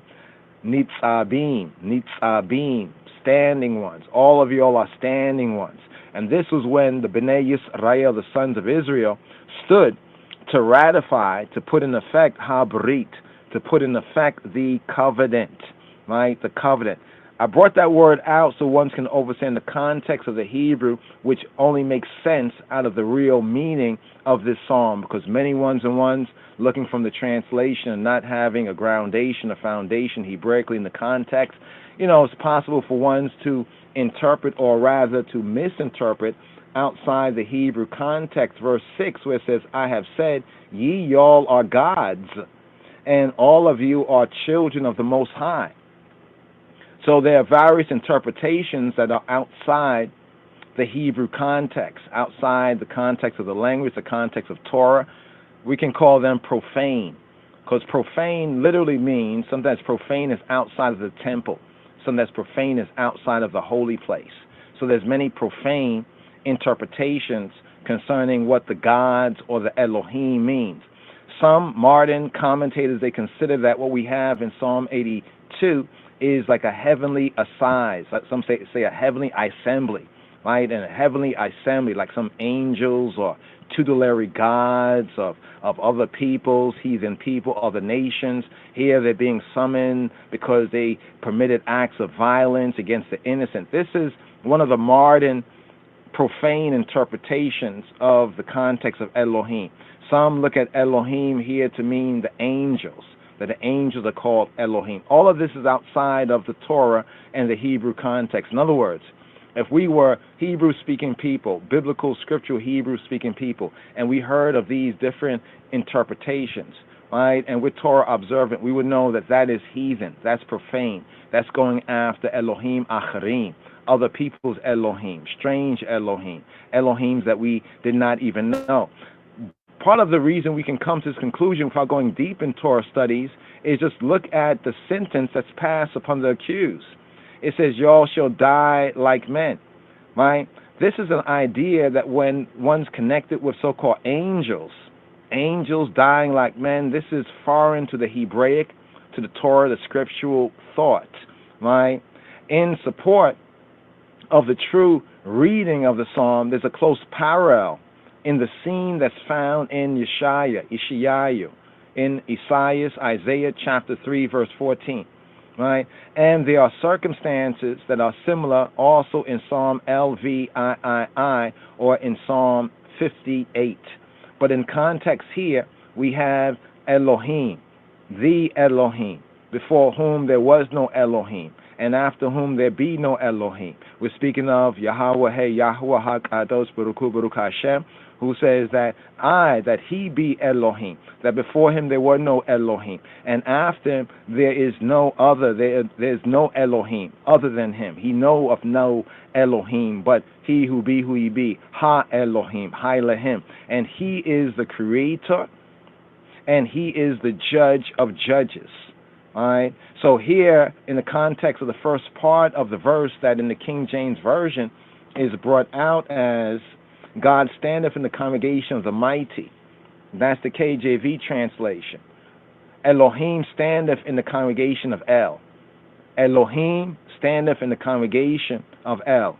Elohim standeth in the congregation of the Almighty, the All-Powerful One. The second part of the verse is very curious how the translator brings it out in the King James Version. He judgeth among the gods, right? But see, if this was supposed to be translated directly, like the Hebrew, they should have said gods standeth in the congregation of the God, of the Almighty. He judgeth among the gods. But then, in that interpretation, what is lost in translation is the meaning of Elohim, according to the Hebrew thought, according to the Torah thought, right? According to the context of the covenant-keeping people, right? So we just want to zoom in on that, because as we study the Torah, right, Hebraically, and looking at the translation side by side, we clearly see where the Elohim is applied to the Shoftim, to the judges, and by extension to the Shoftim and the Shotarim, to the judges and to the officers. And this Torah reading and feeding right here that we're in, right, this 48 sabbatical study, it really brings it more full, right? Now we're going to return to that momentarily, but here, you know, for this sabbatical study, for this Shabbat Strong, it would be good for I and I to go over the first day, the second day Aliyah. So the first day would be like what they call the Sunday, the first day of the Shabuah. Second day is the moon day, Yom HaSheni, and here we're at the Yom HaShalishi. Here we're at the third day. This is how Hebraically we count the days. The days have numbers. First day, second day, third day, fourth day, fifth day, sixth day, and then we have the Shabbat, right? Then we have the Shabbat day, right? So it's basically all about the Shabbat, and the word referred to the week is Shavua. Shavua, modern Hebrew, Shabua. Shabua from the Sheba, right? From the key indication of the 7. So here, let's ride up right here for the first, second, and third day, and hopefully this will become more clear, and also further reasoning on the importance of Psalm 82 and the correct translation and interpretation in the Hebrew, in the Torah context. In other words, it's how the original writers, how they thought, and how translators have translated what they have translated, but what's the true context, beginning with the Maseratawi Qankwa Ibrayist. In other words, beginning with the foundational language, as Haile Selassie I says, the Hebrew. Second part of the verse, in the midst of the Elohim, he judgeth. In the midst of the Elohim, B'karev Elohim Yishpot. Now, the idea of Elohim as gods, as I say, other gods, is foreign in this sense. Here is speaking of the Elohim. It's speaking of he who be, Jehovah. He is Ha-Elohim. He is the Elohim, the true God. And when we say El, we're saying El in the sense of he is the power. He is the Almighty. He is the Almighty. So we have Elohim and we have El. So Elohim nitzab. Elohim standeth. Elohim is the name that we use in the Hebrew in two aspects of Jehovah, of Yahweh. One aspect is the creator. Even in Bereshit, we have Elohim there. The second aspect in the Hebrew that is lost to the foreign mind is of judge and judgment. So in reading the Hebrew and seeing the Elohim name in predominance in a certain area, say, for example, the Psalms, we can tell that this psalm is as one in court would be appealing to the judge for judgment. We know that the psalm is speaking, or the area is speaking of the Creator, the Almighty, in the sense of the judge of judge, the God of gods, so to speak. But also Elohim is applied according to Exodus chapter 26, right? Look at the English and look at the interlinear in the Hebrew. Exodus chapter 26 and 6. Chapter 21 and 6. Exodus chapter 21 verse 6. Exodus chapter 22 verses 7, verse 8, verse 27, and 1 Samuel chapter 2 verse 25, right? The judges, right? The judges here being called the Elohim, right? Based on the principle of Deuteronomy chapter 1 verse 17. So what does Deuteronomy chapter 1 verse 17 say? Let's just go here. See, it's easy for one just to pop off in the psalm, right, that's been translated by foreigners for you, and to say, make up any kind of philosophy off of it, right, and even try to retrograde it into Hebrew. But coming forward from the Hebrew, you can see a lot of these things don't make sense. So verse 17 says this in Deuteronomy, the fifth book of Moshe called Deuteronomy, the Sefer HaDebarim.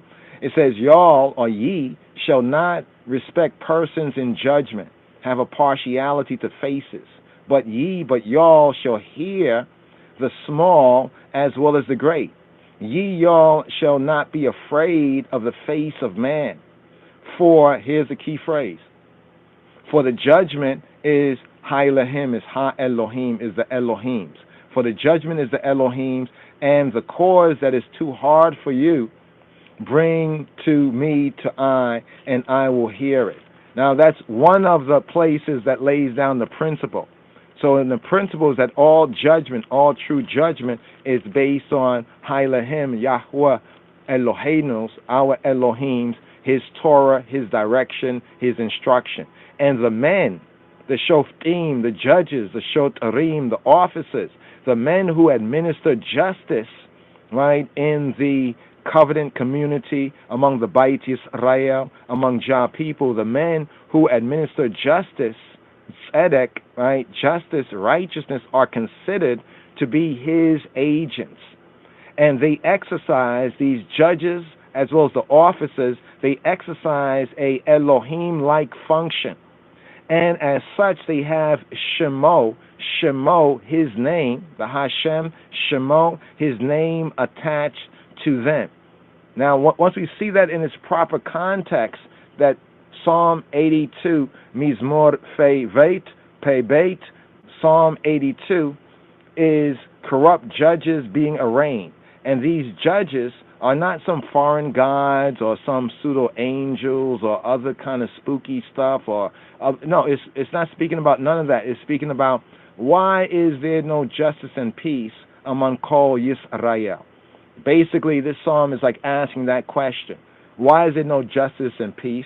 Why do Jah people go to foreign people for justice, go to foreign people who just wrote and made up their own Frankenstein laws? Why do they go to these? Why don't they have justice and peace in their own community? Speaking of Yisrael, it's because those men who administer justice, who are His agents, because they're His agents, they have His name and His title, Elohim, attached to them. So the Elohim, the Elohim, Elohei, Ha-Elohim, Elohei, the Elohim of Ha-Elohim, of the Elohim, the God of gods, now is calling the men, the Shoftim and the Shotarim of Kol Yisrael, into judgment. We find this in many areas of the scripture. When the people are going wrong, Jah don't like the people going wrong, but then He puts the blame on those who had the responsibility, right, to teach and to show a better example. It's like when Rabbeinu Yeshua, Einai Rabbi, the Rabbi Yeshua HaMoshiach, when he points out the scribes, the Pharisees, the Sadducees, the other ones who they had the keys of the kingdom, he says. They had the keys of the government of the kingdom, but they did not enter in. They did not go into those studies. They were the keepers of the scripture, the keeper of the scrolls, the Bible. They were the ones that were supposedly supposed to be learned in it and guiding the people rightly, but it was them that was doing the most wrongly. It's like when we went into John chapter 7 from the previous Shabbat Re'eh, right? And we brought out a little bit of an emphasis when they said that the people that don't know the Torah, the same people who are responsible for teaching the people Ha-Torah, they said against the people because the people were saying that Yeshua is either that prophet likened to Moses or he is Ha-Moshiach. And because they disagreed with that, they said these people are stupid, these people are cursed. The people that don't know Ha-Torah are cursed. What's so ironic about that in John's Gospel, chapter 7, if we're correct, verse 42, what is so ironic when you zoom out and you put it in context, they basically condemn themselves because they were the ones who were responsible, as Yeshua said to them, as Rabbeinu said to them. Y'all have the keys of the kingdom. Y'all have the Torah. Y'all the one in the community that the community supports to study Torah, whether in the local synagogues, the local Hebrew churches, or in the tabernacle. Y'all the men that are studying this, but yet y'all keeping these things to yourself. You're not even living it right by yourself, and you're misdirecting the people. That's why they was upset with Rabbeinu Yeshua. That's why we say he's the rabbi of rabbis. They were upset with him because he was pointing out their hypocrisy, and he was explaining these deep areas of Torah to the people of the land very simply. That's why they expressed their fret and their fear, their pachad, right, their dread, when they said, oh, if he continues, if Yeshua continues, then he's going to take away, the the temple. He's going to take away all of our authority that they had received under the Romans. It reminds me of many of the preachers and the pastors and others that know that the once lost now found are Yisrael. Know that they're that people of the book. But because of the world flesh, the satanic seclorum, they might tell you that quietly and privily, and outside of the pulpit. But that is not what they are teaching the people. But then they'll turn around and say, oh, whoa, whoa, whoa, look at the people. These people are so ungodly. And yet in our neighborhoods, we have more churches than anywhere else. But yet morally, right, we'll be below everyone else. Why is that? Because these are the fingerprints of Yisrael, of Yasharallah. These are the fingerprints. In fact, I saw just a Heal Up Go Black to Africa. Heal Up to Go Black to Africa. He has a video like Americans. It's called Americans.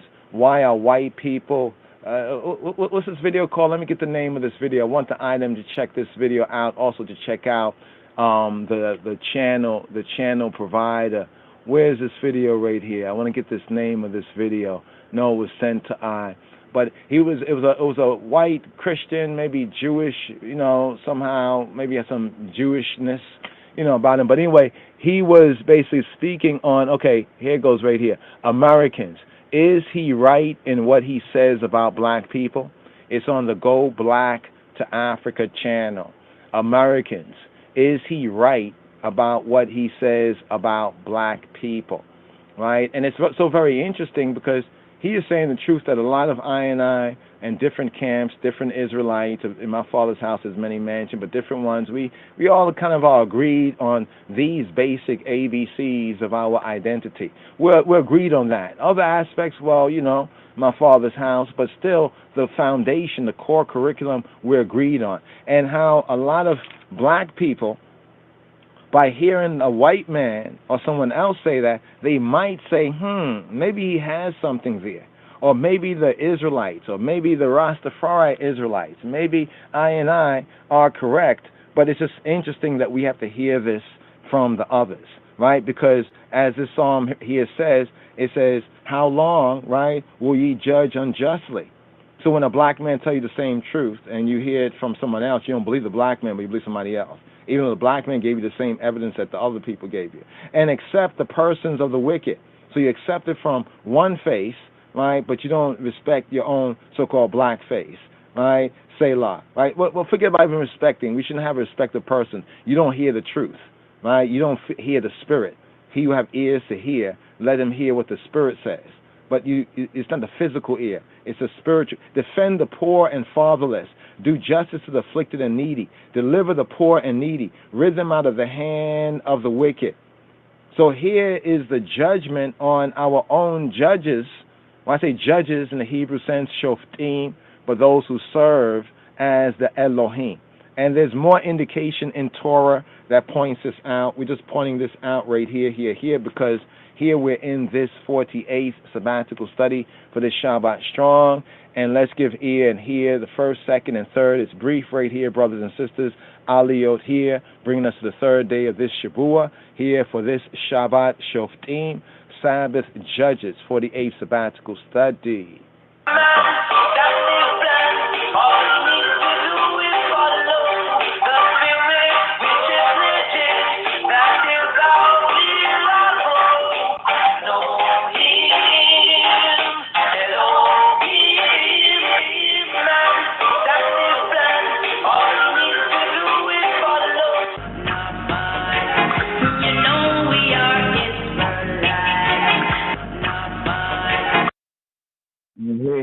Here. So here, there. That was just a quick overview of the connection here, more in the details, trying to get, how we can present it even a little more clear, going through the verses, but some highlights right here of Psalm 82, just right here from the notes right here. See what is the word defend? Defend, the word defend is shafat.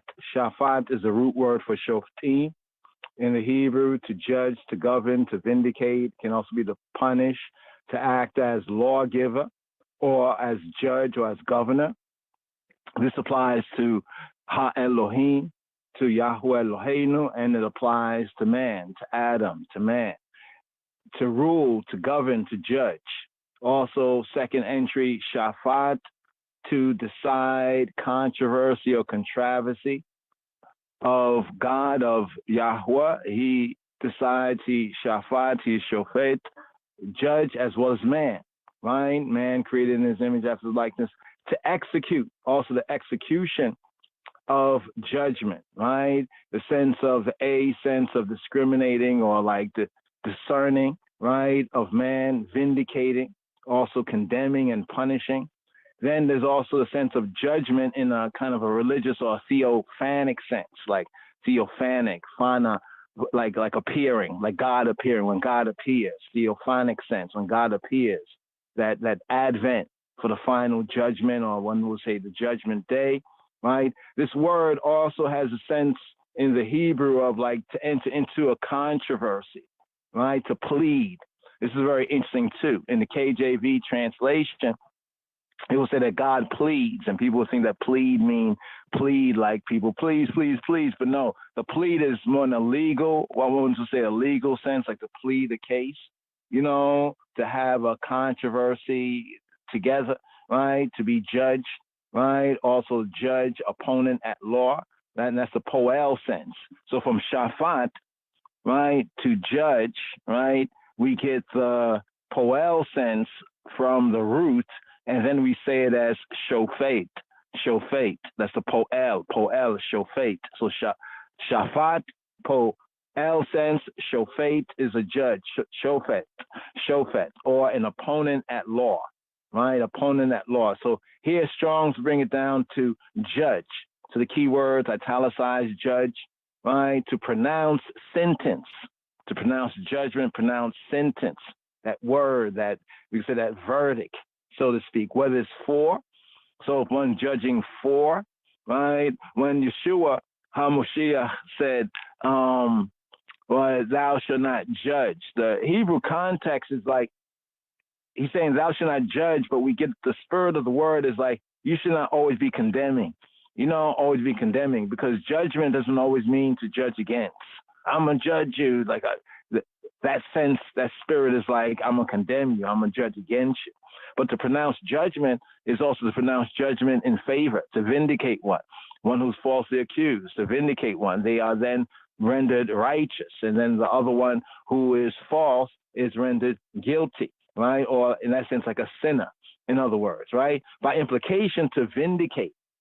So the implication of pronouncing a sentence, right, whether in favor of or whether against, the implication of that in word, we can say he vindicated, he was vindicated. He was made righteous or declared righteous.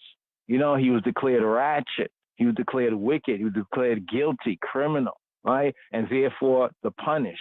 The extension of this word, right, shafat, right, in this extended sense means to govern, right? In a passive sense is to litigate.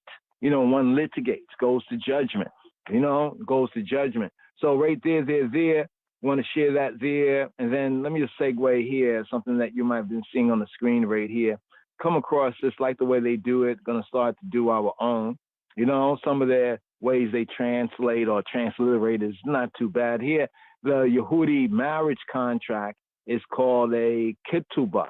But what's interesting with the word ketubah is from the Hebrew word katab, as we mentioned before, to write, katab, like a written agreement, a ketubah. Ketubah.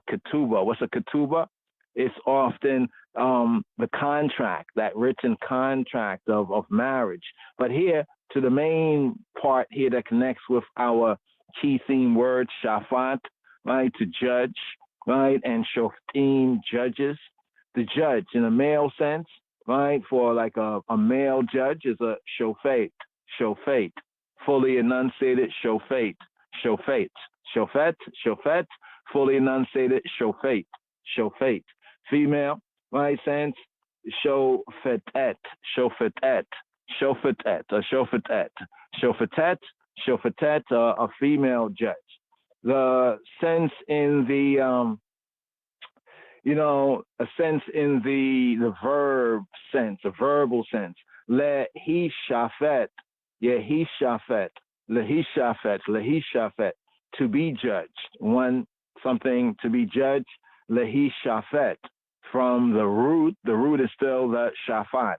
So we have shafat as that root, and then as we build up, right, the binyanim, like into the different forms, whether one is judging, whether one is being judged, whether it was past, whether it's present, whether it's ongoing, whether one is judging themselves. So the different kind of parts of the speech, but they all revolve around the roots. Roots.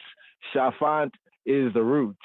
Now, springing from the root, growing from the root, we have lehi shafet, lehi shafet, lehi shafet, right? To be judged, to be judged. Judgment, here we have pasak, deen. Now, of course, this is not the word, shafat is not in this. Pasak is like kind of a verse or a sentence in a sense. Pasak, right? And deen is another word connected with judgment. Deen from the Dan, like Dan or Dan. Like we have Daniel, right? Daniel and Daniela. Daniela is a feminine form of Daniel, right? My Dan, my judgment, my judge, Dan. But now, what's the difference between the shafat sense and the deen or the Dan sense? This is a different sense, but just in the sense of speaking about judgment, one needs to understand that like a house of judgment, Hebraically, Judaically, is called a bait house deen. Beit Din. That's like a house of judgment, like a court, so to speak, right? Biblically, scripturally, and even in pre-existing times. But the word Din from Dan is related to Shafat. So let's put it like this. Something goes to the Beit Mishpat, right? Like court, right? The Beit, the house Mishpat of judgment, right? And then after it goes through the process, the sentence is given. And now the execution of that is like more like the Dan sense, the Deen sense. So the Pesach Deen is like, the word of judgment, the judgment, what was actually said, right? And then we have judicial. Judicial is mishpati. Mishpat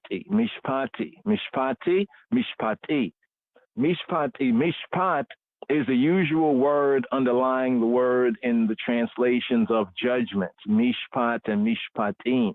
Judgments. So mishpati is a way of saying judicial, right? Mishpati, pasak din. It was a judicial judgment. Mishpati, pasak din. It was a mishpati, judicial, pasak, sentence of din, sentence of execution, right? Then we have right here jurisdiction, samkut, right? Jurisdiction, mishpatit.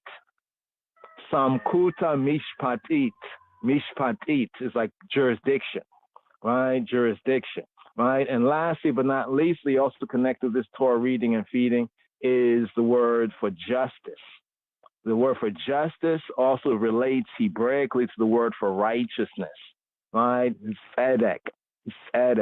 As it is said here in this Torah reading and other Torah readings and feeding, judgment, justice, thou shalt follow. Now, something's interesting about the word justice, thou shalt follow right there. Let's let you hear this right here because I think it's in this Torah reading and feeding, and then we'll pick up with today's daily psalm, segue to today's daily psalm.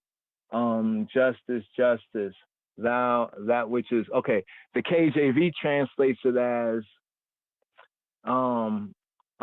shalt thou follow, that which is altogether just, shalt thou follow. Justice, shalt thou follow. Tzedek tirdofa. Justice,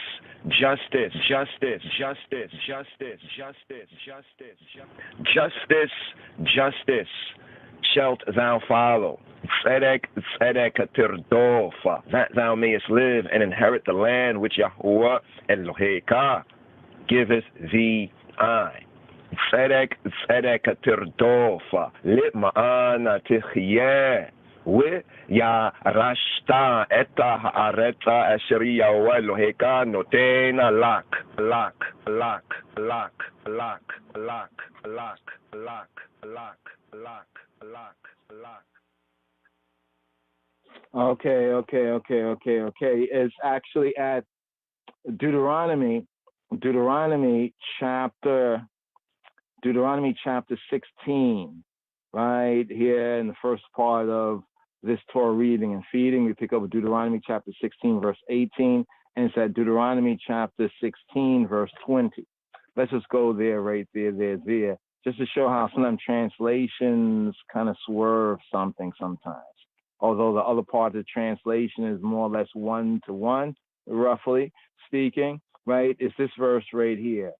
This 18th verse right here. Thou shalt not, let's see right here.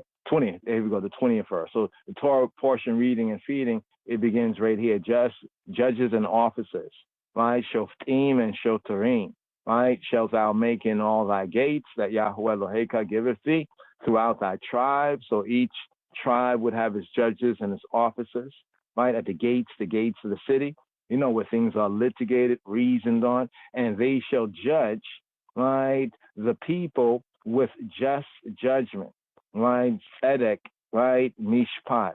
So we saw those words, right? Tzedek, right, is defined as justice, rightness, righteousness. Let's go down to Strong's. Right, whether it's natural law, moral law, legally speaking. In the abstract sense, it's equity, and in the figure sense, it's prosperity. Now, usually, this word is often translated as righteous or justice. All right, so righteous in the sense of righteousness, justice. So it should be what kind of a mishpat? That means that there can be all kinds of judgments.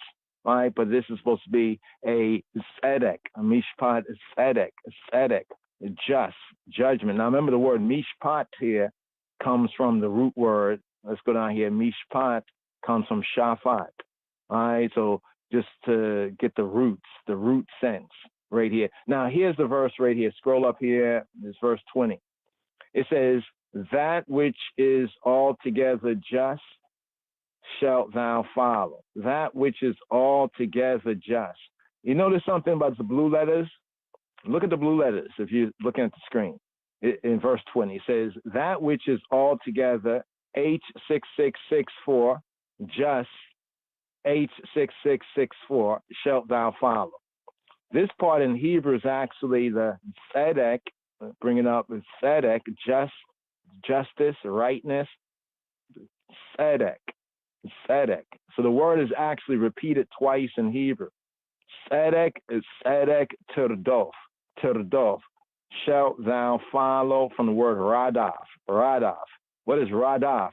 Radaf is like to be behind, to follow after. It can be to pursue. In some cases in the Psalm, it says, my rodafim. Rodafim are like pursuers, right? It's often translated as persecutors, because it literally has a sense of running after. You see what it says, run after, persecute, harass, but it has a sense of to follow after, like to run after. Literally like it's to run after, the pursuit, to chase, to pursue, right? To run after. Usually, as it says here, with hostile intent. You see that right there? Usually with hostile intent. So here's where we get the spirit of the language, not the letter of the law, right? So here it says that which is altogether just. But in the Hebrew sense, it's actually tzedek, justice, tzedek, tirdof, tirdof. What is tirdof? Tirdof is the I male. Another interesting thing is, let's do this right here. Another interesting thing is, it's actually speaking some areas of HaTorah, right? Many areas of HaTorah is speaking like to all the males, to all Yisrael as one man, as that one son. So I called my son out of Mitzrayim, out of the Tawi, as one man, right? In the collective sense, what we call today a corporate in a corporate sense. So usually to run after, usually with hostile intent. So let's understand this. Elsewhere in the Psalms, right, the Rastafari, who persecute I, Rastafari, my pursuers, those who are running me down. That's the sense of it. So notice what it's saying here, actually in the Hebrew, tzedek, justice, justice, thou shalt run after, thou shalt pursue.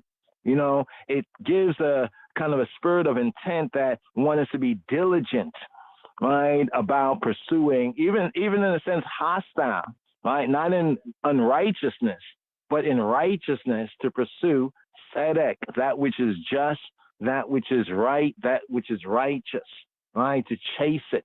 Don't let it, if it try to run away, just to try to run away, you're going to chase it down. You know, so it's interesting, but the KJV kind of says altogether, that which is altogether just, altogether. The word altogether, there's no, the word behind that is not together or all together. The word is justice, justice, right? Thou shalt follow, the eye shall run after, pursue after. Don't let justice or rightness get away, that thou mayest live. See the connection there? Right, in an environment that's not very just, it puts everybody's lives in danger, right? And inherit the land that Yahweh Eloheka giveth thee. Let's look at the note. See, the note tells us that right there. Look at the note, the translator's note. That which is all together. No, the Hebrew says justice, justice, right? The Hebrew says tzedek, tzedek, terdof. That which is, or justice, justice, there's no which in there. It just says no which. It just says justice, justice, thou shalt follow. Justice, justice, thou shalt, I would say run down, just to give one's a kind of a sense in the way we speak English. Here it says pursue justice, justice alone. Look at some of the other translations, ISV, you are to pursue justice and only justice. They add that sense only. But it says justice, justice. Right? So you may live, possess the land. We know what the KJV says. We'll scroll over the Greek, the NET. You must pursue justice alone. So if you notice that the alone was put there, but alone is not there. It says justice, justice, you must pursue. Justice, justice, you must run after. Justice, justice, you must follow. You shall follow that which is altogether, so the NHEV kind of, that you may live and inherit the land. Let's go down here. And then WEB also went into that as well. But be that as it may, brothers and sisters and brothers, right here, just to kind of go over the theme, right here. Okay, I think we touched on it, the tzedek. You see, tzedek, even today's Hebrew, tzedek is justice, right? Justice. All right, and we'll pick up. Shoftim. Here's what we're at. Shoftim, Chabarim, judges. All right, and the judges, collectively speaking, is referred to as the gods. They are the Elohim, collectively, right? On a collectively speaking. Here. Today's daily psalm. We have a psalm. Today's daily psalm 134. Rise up. Psalm 134. מזמור קל"ד שיר המעלות.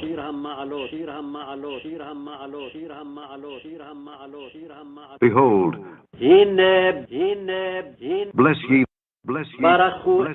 bless ye the Lord. ברכו את אדוני, all ye servants of the Lord, כל עבדי אדוני, which by night stand in the house of the Lord, אדוני, העומדים בבית אדוני בלילות. lift up your hands in the sanctuary, שאו ידיכם קודש, and bless the Lord, וברכו את אדוני, the Lord that made heaven and earth, עושה שמיים וארץ.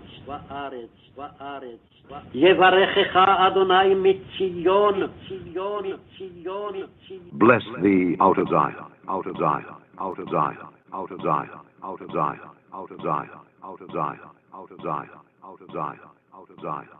Zion, out of Zion, out of Zion, out of Zion, out of Zion, out of Zion, out of Zion.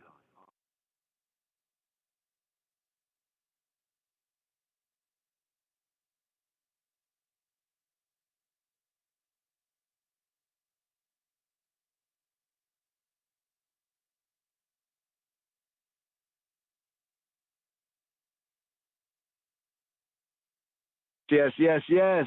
Pray the eye, pray the eye, pray the eye. Mike was off right there. It was on mute. But yeah, today's daily psalm. Today's daily psalm, according to the Royal Order of Ethiopian Hebrews, after Order Malachiah Tzedek, Mizmor Kof Lamed Dalet.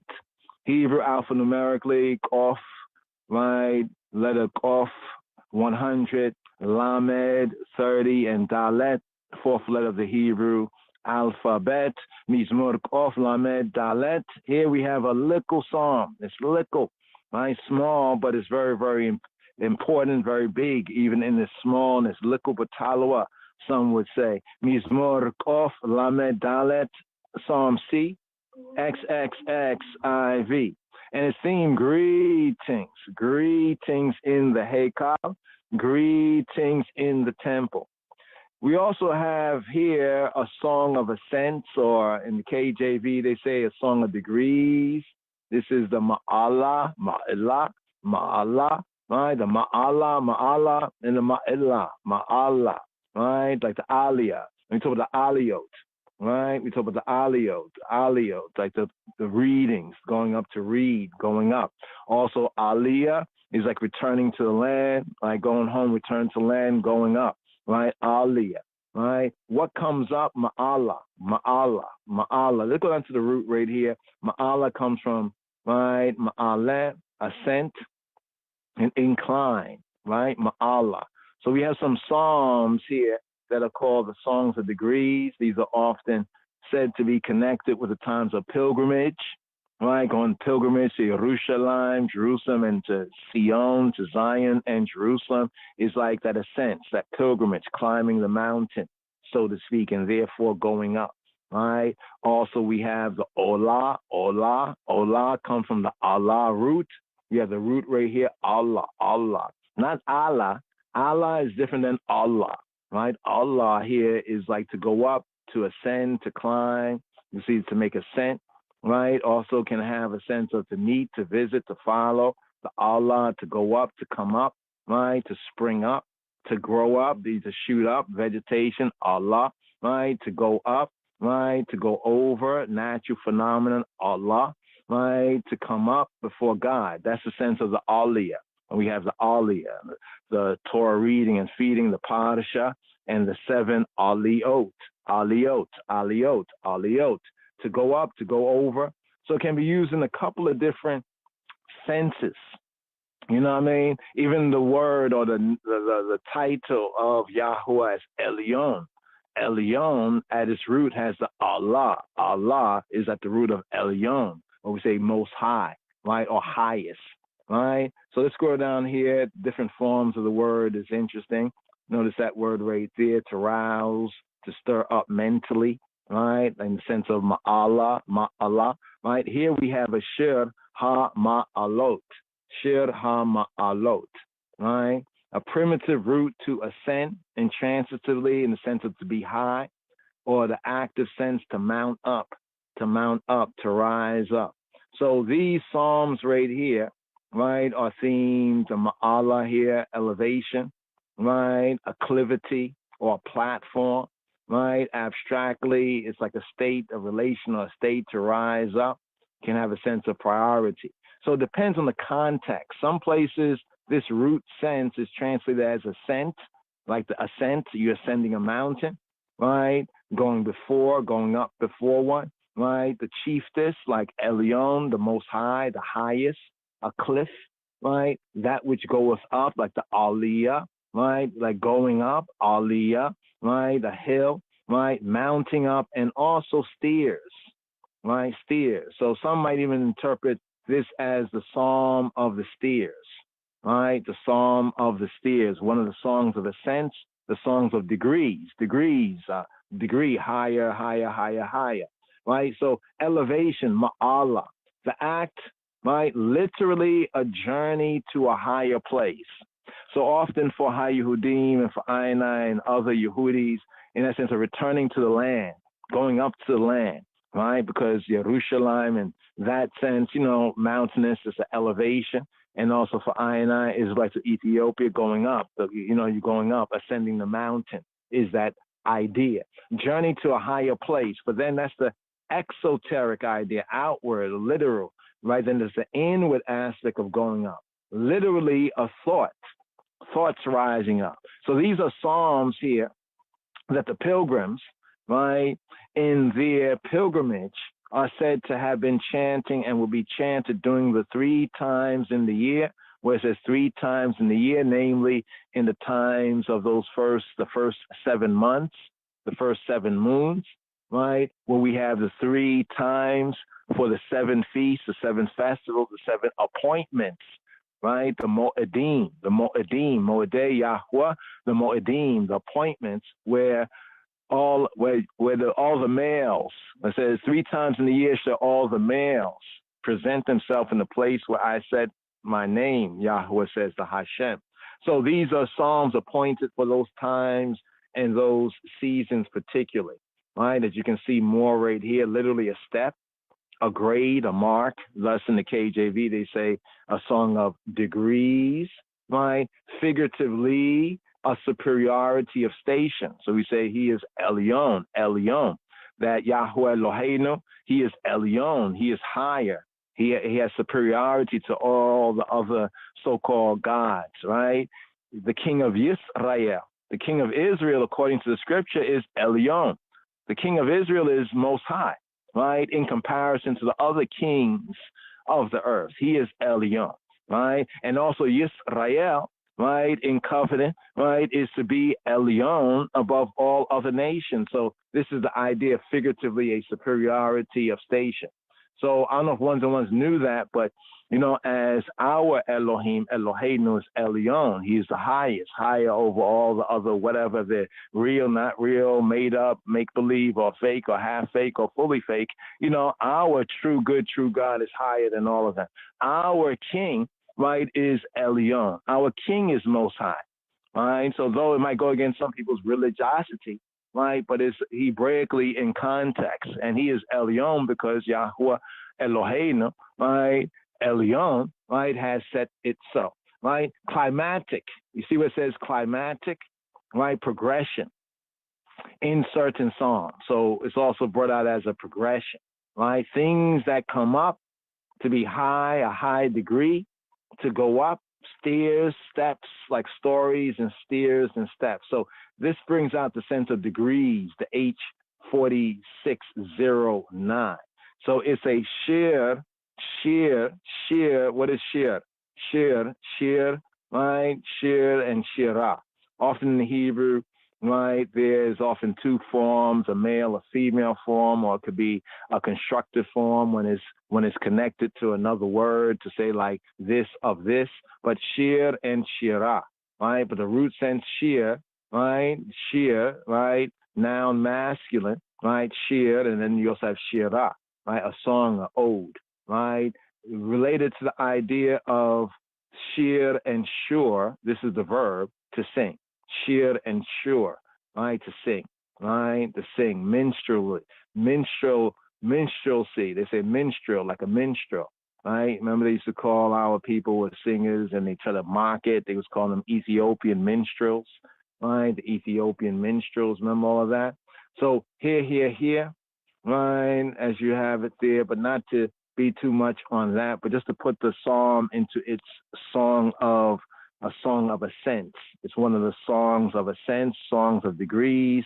It's associated with the temple. The temple in Hebrew is called the Heikal service, the Heikal Aboda, the Heikal Avoda, the Heikal Aboda. They have an appropriate conclusion in this psalm.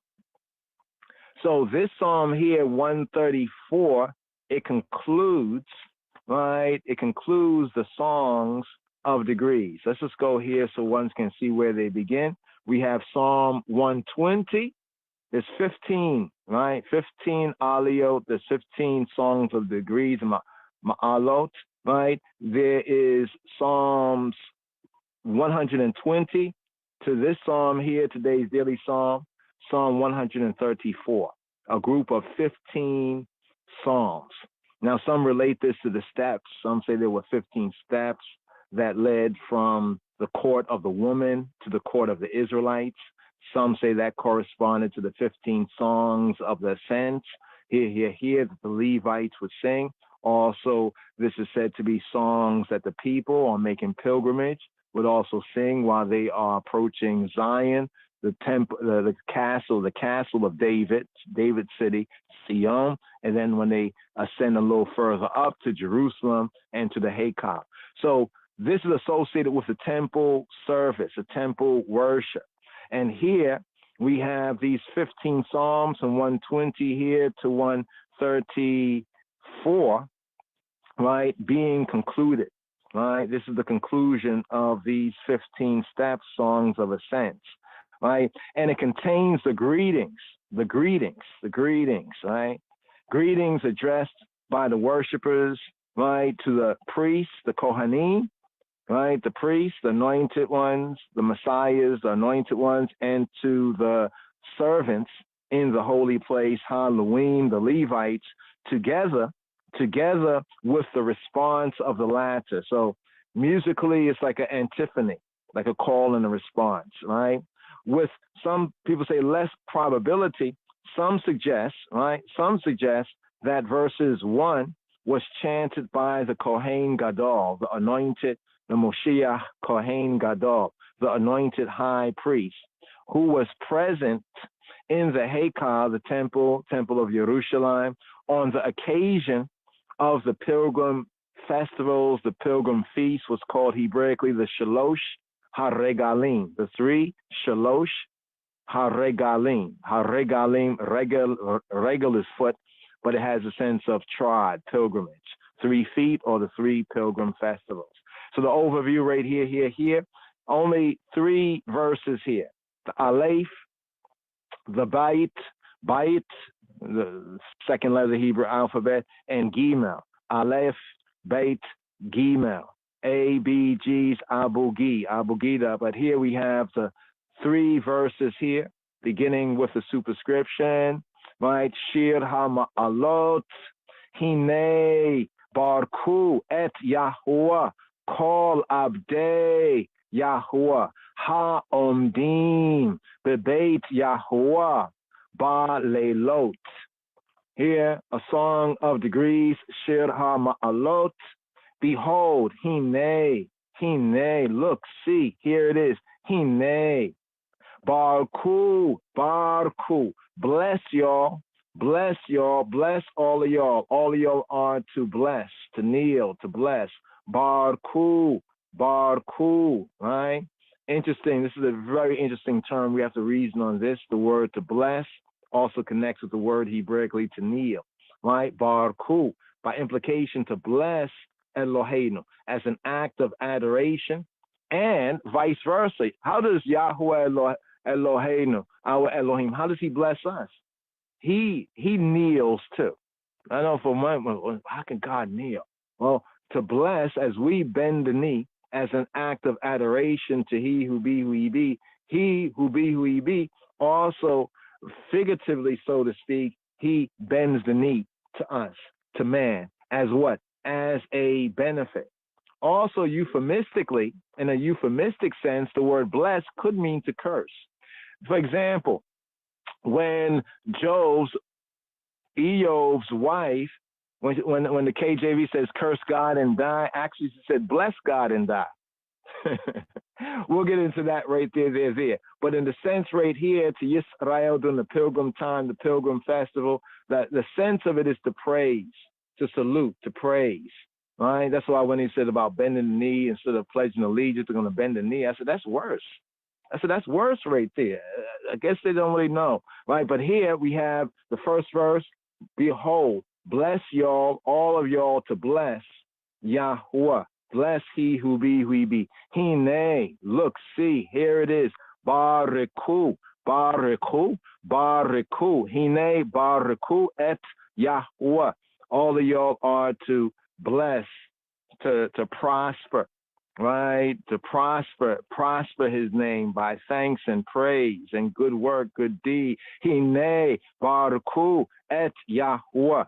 Now this is the key. This is the key right here. Let's show the Hebrew right here.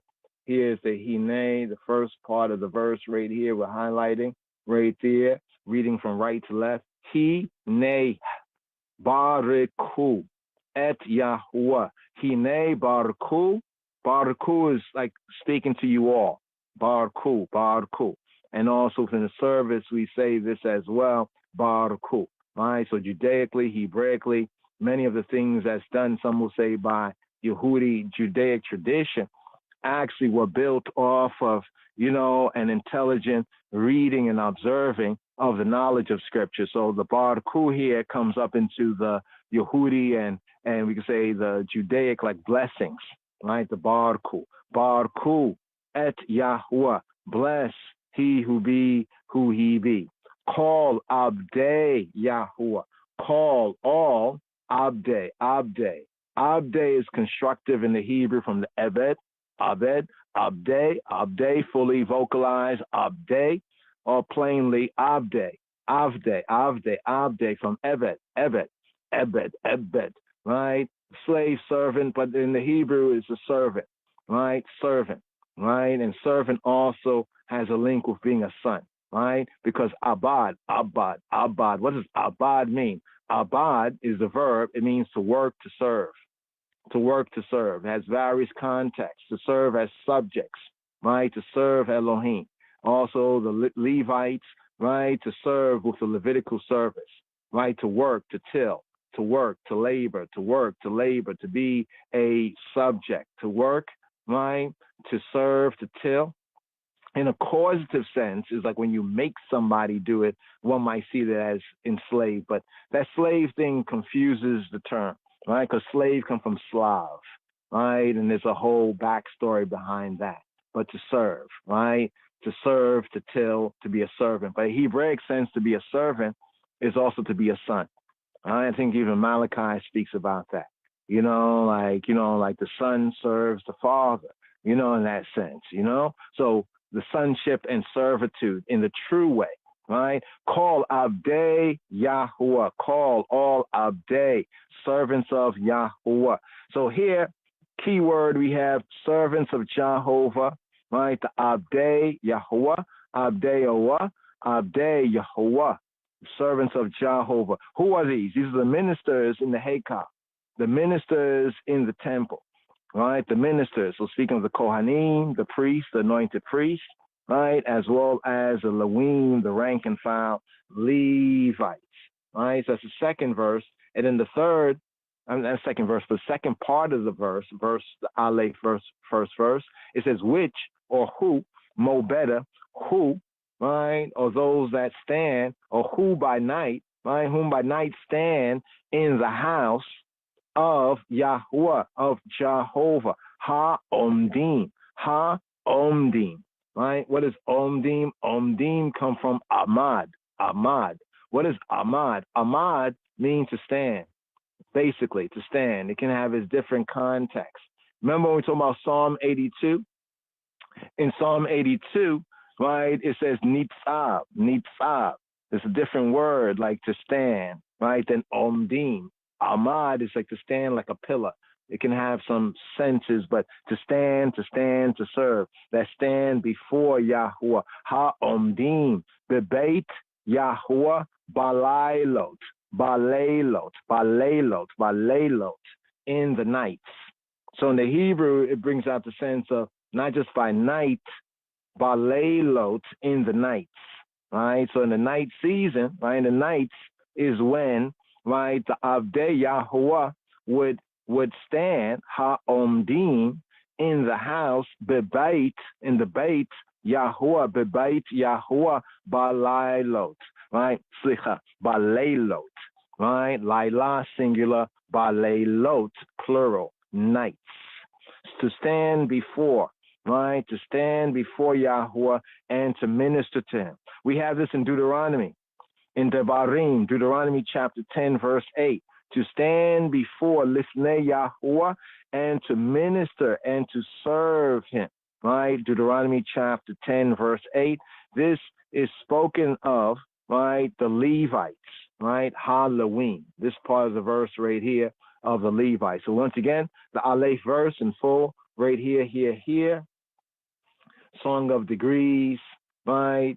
Behold, bless y'all, y'all are to bless, right? Yahweh, all servants of Yahweh who stand by night in the nights in the house of Yahweh. Shir ha-ma'alot, hineya, Barku et Yahweh, kol avdei Yahweh, ha'omdim bebeit Yahweh, ba-leilot. Here, bringing it to the second verse here, today's daily psalm, the bait verse here. Lift your hands in the sanctuary and bless Yahweh, bless he who be who he be, right, in holiness. So the sanctuary in holiness. First, the verse right here. Se'u, lift up. Nasa y'all, Se'u. Se'u is a command coming from the root word nasa. Se'u, lift up, right? All of y'all, lift up. Se'u, yedeikem. Lift up your yads. Yad is hand. Lift up your hands, hand of man, hand symbolic of strength, of power, right? Lift up your hands. Put your hands up. Su yedeikem, Kodesh. Su yedeikem, Kodesh. Su yedeikem, Kodesh. Now, the KJV has lift up your hands in the sanctuary, but the in there is italicized. Hebraically, the sense of lift up your hands to the sanctuary, right? Lift up your hands to the sanctuary. Here. Let's just do this right here. There's a note that we didn't touch on from verse 1, right? Put your hands up. Keep your hands up. But in the night seasons, it's a little bit more on the night seasons, right? The night seasons, the Layla,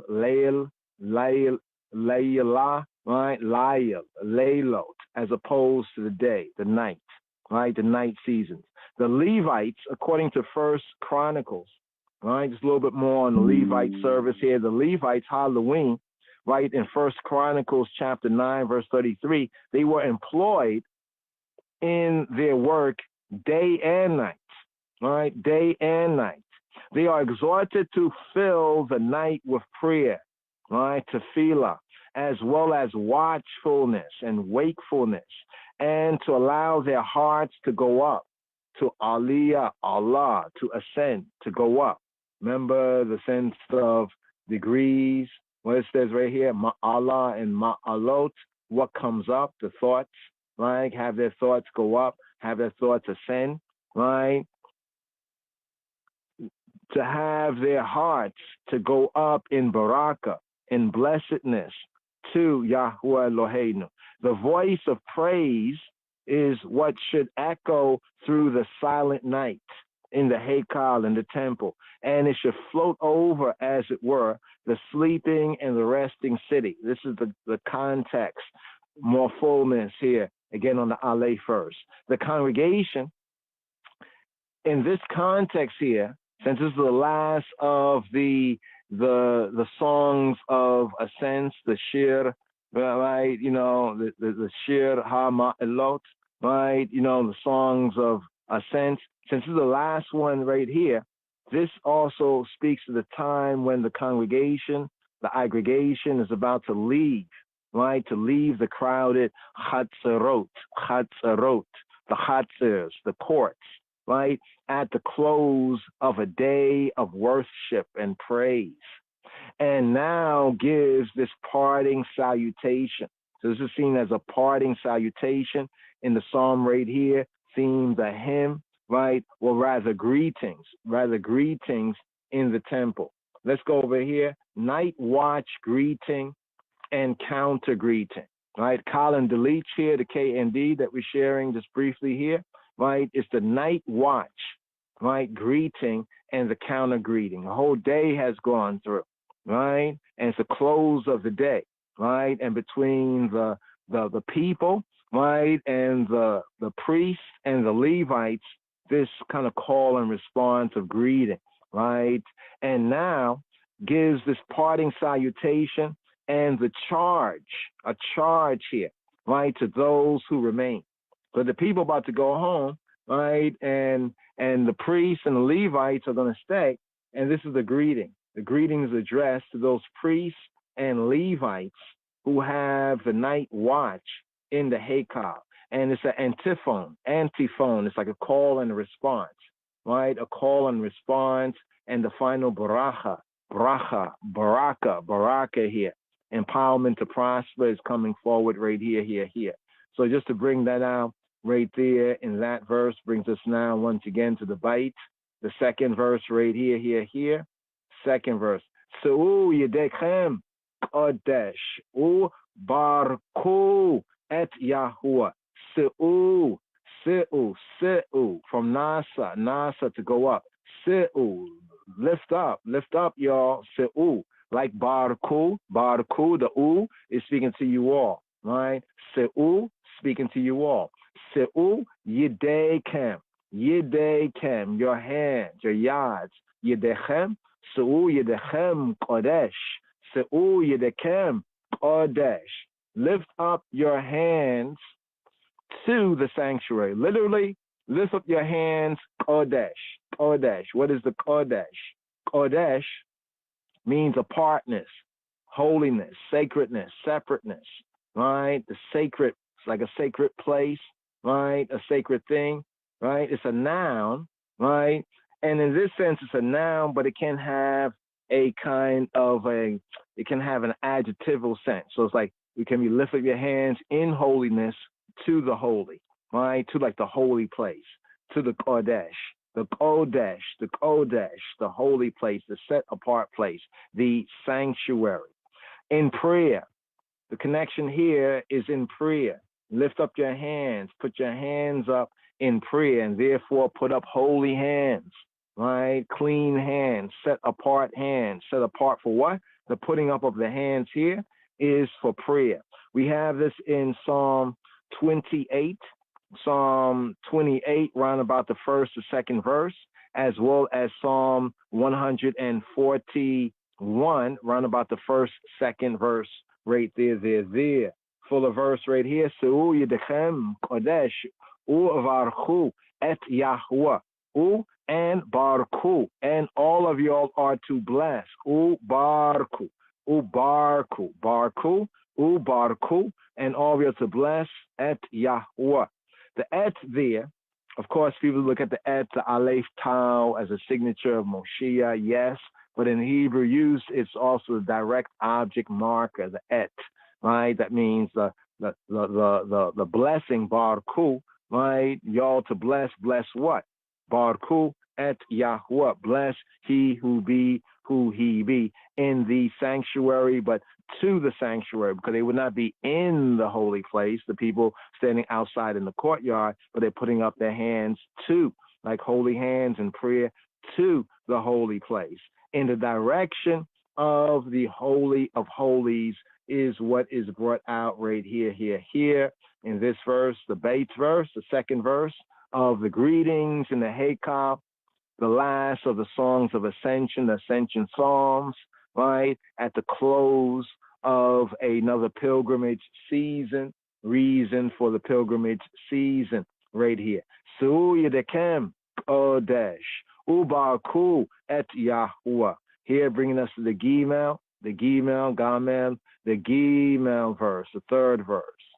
So remember, it's Likul Batalawa, Aleph, Beit, Gimel, 1, 2, 3. Here, KJV says, the Lord or Yahuwah that made heaven and earth bless thee out of Zion, out of Sion. Here. Ye barekeka, yevarekecha, modern Hebrew yevarekecha, yebarekeka, Yahuwah. Mi el Sion osei Shamayim Wa'aretz. Osei, Osei, Osei, the maker. Osei, Shamayim, Shamayim, the heavens. Wa and Aretz, Aretz, and the land and the earth, the maker of the heavens and the land, the maker of the heavens and the earth. Ye barekeka, ye barekeka, Yahuwah. Here with ye barekeka, ye barekeka, right? May he bless thee. This is interesting here because the sense here is the blessing. Some say this is the officiants here, right? The officiants, in other words, those who are officiating this service here during the Shalosha Regalim times, the priests, the Kohen, right? The Moshiach, Kohen Gadol, the high anointed high priest and the fellow Levites, attendants, Halloween, is speaking this verse right here. So as a kind of as a response right here, right, is speaking this verse, right? The response to the officiants, right? So some see it as, right? Some see it as the priest, the high priest is saying the first verse to the people, but it seems more like the people saying it to the priests, those who stand in the house of Yahweh. But, like a call and a response, there's no set way it should be, but it's interesting to see who is speaking. And here we see where it says that Yahweh will bless the I. It's not bless you all. Check. It's not bless you all, but bless the I, all as one man. It's like when Yisrael's being spoken to. It's like when Shema Yisrael is speaking to like one man or all as one man. And this is likewise. Ye barekeka Yahuwah. I could say this to my brethren, and just as one man. Ye barekeka Yahuwah means Sion, may Jehovah bless the I. But here this is being saying to all as one man, one corporate body. Ye barekeka. May he who he be prosper you, increase by his, as it were, bending the knee, right, in benefit to you all. Ye barekeka, Yahuwah, me, Sion, me, from, right, in this sense, me, Sion, right, from Sion, from Zion. Not out of Zion, but from Zion. May he who he be bless you from Zion. Now, this is interesting because if you look at the topography of the land, when ones would ascend, they first would reach along the roads of ascent. They will first reach Sion, Zion, the castle of David, which is just a little below Jerusalem, Mount Moriah, which is a little elevation higher. But here, the word of Baraka, right, is that Yahweh bless, right, the I.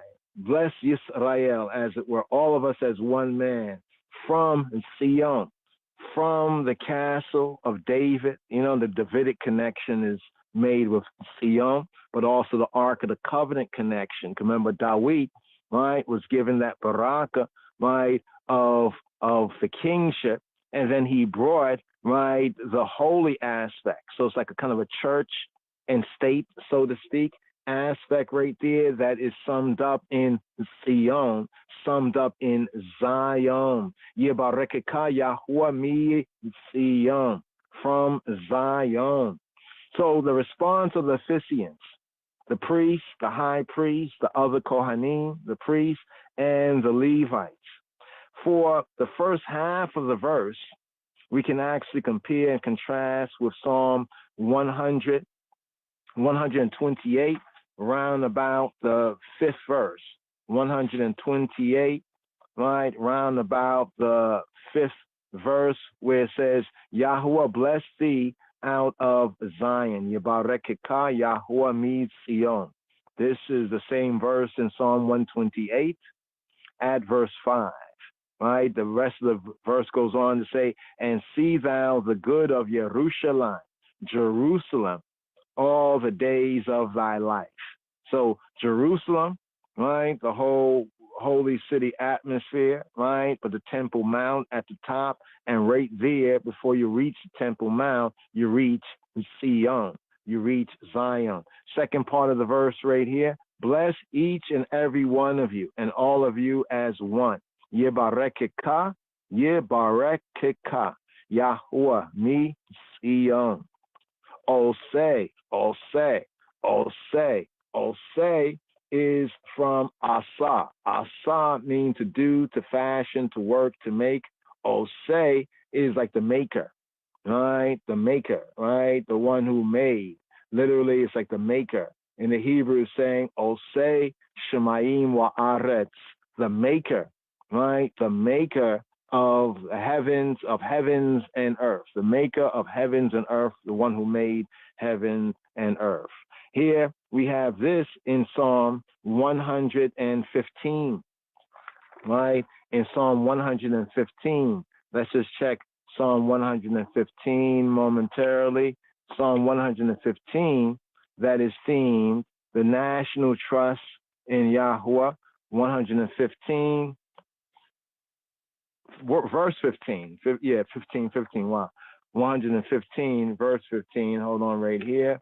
115, verse 15. It says, blessed be y'all, right? Blessed be you all, right? Berukim. Here we have Berukim, Beruk, Ruk, Berukim. That means you already are blessed, right? That you already are blessed. Berukim, blessed ones, prosperous ones. Berukim atem, blessed ones, prosperous ones, atem, all of y'all. Atem, particularly all of y'all men, right? Berukim atem, la Yahuwah, of he who be of Jehovah, Osei, the maker, right? The one who made, Osei, Ha-Osei, he is the maker, Ha-Osei, the maker, Ha-Shemayim, of the heavens, Wa-Aretz. So it's interesting, as we have in these Psalms, there's some familiar verses, you know, who made heaven and earth, some words of power here, and therefore endowed with power to confer baraka, unlike the inert idols of the heathen, that he who be, you know, is working with we, and I and we, and blessed be ye. Here, that's it right there. You know, the greetings in the temple. Now there's more on the Baruch thing as it links with the Siddur, Hebraic Judaic service that we'd like to touch on. But here, for the time's sake, right here on the N and the Irit, gonna share little dub-wise right here. Greetings, and a half pint dub right here. Today's daily psalm right here.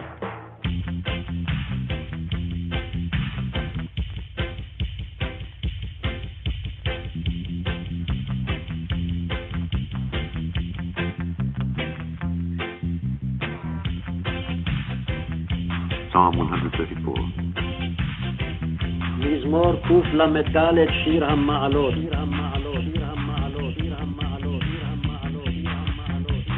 Behold, bless ye the Lord. ברכו את אדוני. All ye servants of the Lord, כל עבדי אדוני. which by night stand in the house of the Lord. אדוני. העומדים בבית אדוני בלילות. Lift up your hands in the sanctuary שאו ידיכם קודש. and bless the Lord. וברכו את אדוני. The Lord that made heaven and earth, עושה שמיים וארץ. יברכך אדוני מציון. bless thee out of Zion, out of Zion, out of Zion, out of Zion, out of Zion, out of Zion, out of Zion, out of Zion, out of Zion, out of Zion, out of Zion,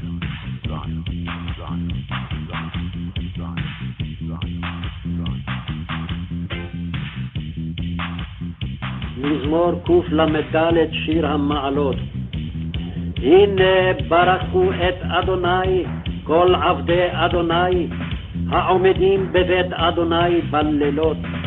שאו ידיכם קודש וברכו את אדוני.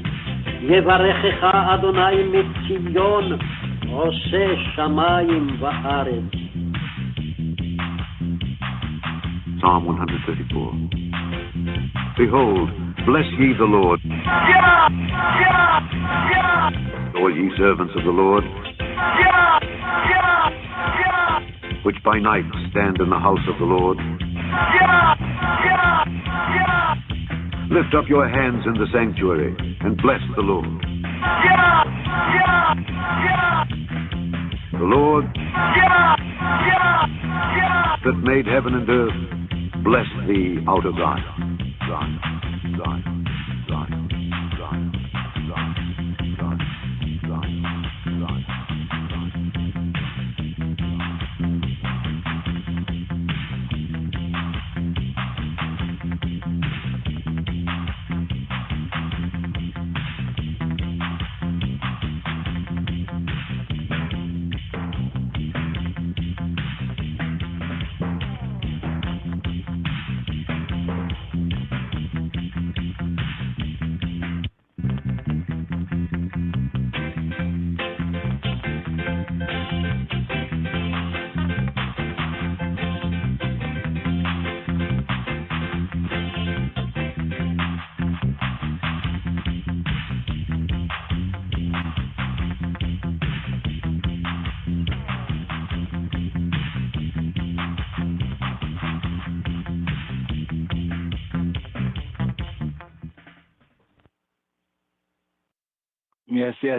Yes. The greetings.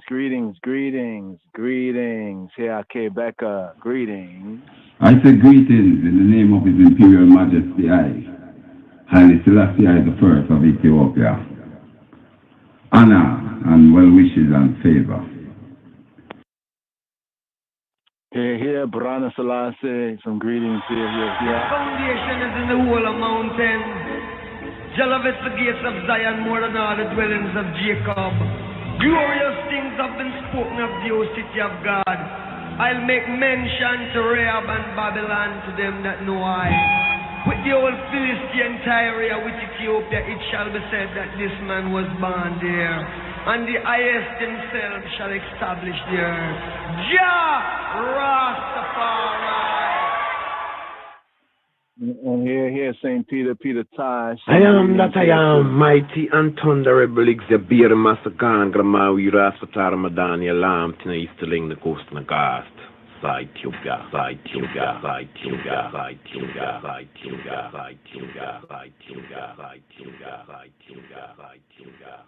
Here, half pint. Remember this tune? I know maybe it'd be new for some, but here. Greetings, the A side of what you heard right there. For my next number, I'd like to return to the classics. Half pint, greetings. You live the life you love. You love the life you live. Everything you have in mind, I will give. Ooh, greetings I bring from Jah to all ragamuffins. Ooh, greetings I bring from Jah to all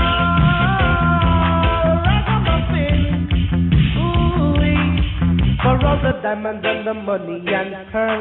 I hope your reggae music keep playing on the world. No matter what the price of the music is nice. Oh, you look at this and I'm not the killer. Whoa, greetings I bring from Jah to all ragamuffins. Ooh, I bring from Jah to all ragamuffins. Ooh, I hope it gets the mind and the feeling control.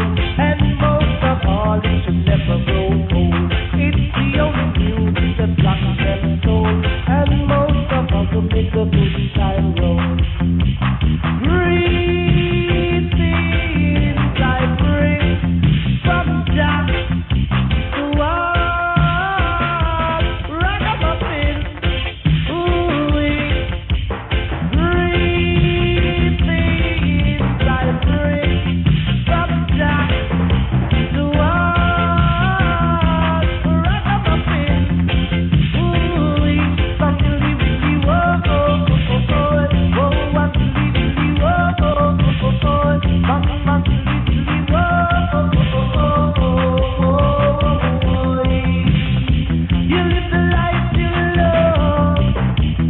love the life you live. Everything you have in mind, I will give. Ooh-wee. Ba-diggy-diggy-dum, dang, zugu-zing. Ba-diggy-diggy-dum, dang, zugu-zing. Ba-diggy-doogie-doogie-dum, dang. Dum, dang, baga-doogie-doogie-dum, dang. Doogie-dum. Whoa, whoa, whoa, whoa. Greet me, like ring from Jah.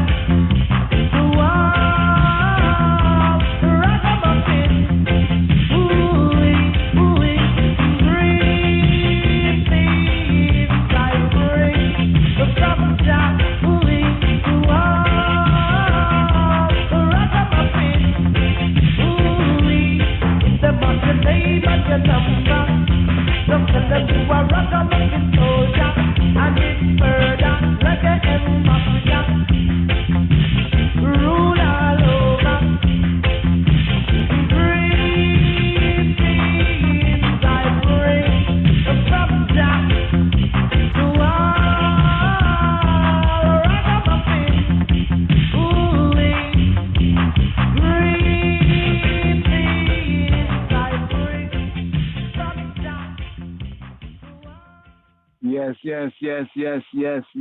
I want to share this right here. It's about 20-minute audible, but it kind of will bring out a little bit of that bar cool. The bar cool in the beginning right there, the significance of, the bar cool, bar cool, hine, bar cool et Yahuwah, the blessing, and what blessing mean. Not going very deep right here, but touching on some basics of blessing. There's a word pick I have. I can't find it right now, but hopefully I'll have it for a presentation as we move forward. But here with today's daily psalm and how this comes into what we mentioned about the Siddur, it's a prayer order right here. Let's see if we can get the page right here. Here we go. The greetings. So it's a 20-minute clip. We're going to go a little bit over. I know one's got new rise, things to do in the rise. Give thanks for the eyes, attendance here. Hopefully something was edifying by the presentation here. And here, the Bardku overview and the links of the Siddur service and the Amidah, the standing, what's called the standing prayer right here. This little psalm here, Psalm 134.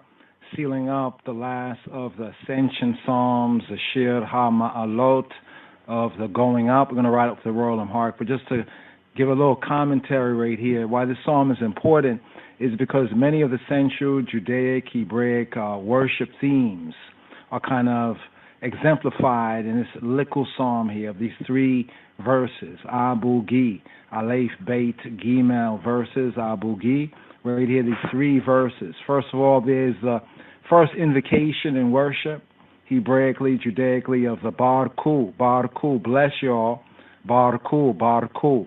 Some Yehudi might say Borku, but Barku, speaking to all of y'all. Hine, Barku, et Yahuwah, bless y'all, he who be, who he be. Hine, look, see, here it is. Call Abdei, Yahuwah, call all Abdei, servants of Yahuwah, servants of he who be, call Abdei, Yahuwah. Ha-omdim, that stand, or the standards, literally here in the Hebrew, the omdim, from the Ahmed, similar in the Ge'ez, Ethiopically speaking, the pillar, standing, the sense of standing here. Ha-omdim, the standards. Beit Yahuwah, in the house of he who be, Beit Yahuwah. Ba-lailot, in the nights, Ba-lailot, or Ba-lailot here, Ba-lailot, in the Ha-lailot, in the nights, bringing out a sense of the night seasons. So here we have this first verse right here as we have a greetings in Ha-Hekal, in the temple, right, theocratically speaking, in the palace, in the temple. The servants of he who be, Abdei Yahuwah. Modern Jews would say Abdei Adonai. Call Abdei Adonai. Call Abdei, the servants of Yahuwah, he who be, the ministers. Speaking here to the ministers in Ha-Hekal, in the temple, even the temple in Jerusalem, especially pre-70 AD. But here we get the Amidah, the sense of the Amidah. So the first invocation from the Siddur, the Yehudi, the prayer book, and the first invocation is the Barku, calling out, right? Bless y'all, all of y'all. Look, see, here it is. Here's the time. Here's the season. Here's the space. Hine, Barku et Yahweh. Bless he who be, who he be. Call Abdei Yahweh, the Abdei of Yahweh, the Abdei of Jehovah, the servants of he who be, who he be, to stand before Lifnei Yahweh, before, in the presence, in the POV, this in the tabernacle and the temple sense, this is before the ark, in the direction of the ark. So here's a very interesting kind of segue, right, to the Israelites of Ethiopia and to the Orthodox Tewahedo Church and what some call ark Christianity, or ark, the messianic way of the Messiah, with that groundation of the order, right, that stand before. Because the question is, well, how do you stand before Jehovah if he is all and he is in spirit and in truth? It's before the ark, that stand before Yahweh, symbolic of his throne, right, to minister, to serve to him. Here we have Devarim, Deuteronomy chapter 10, verse 8. This is here spoken in the context of Halloween, right, of the Lewim or the Lewawian, the Levites.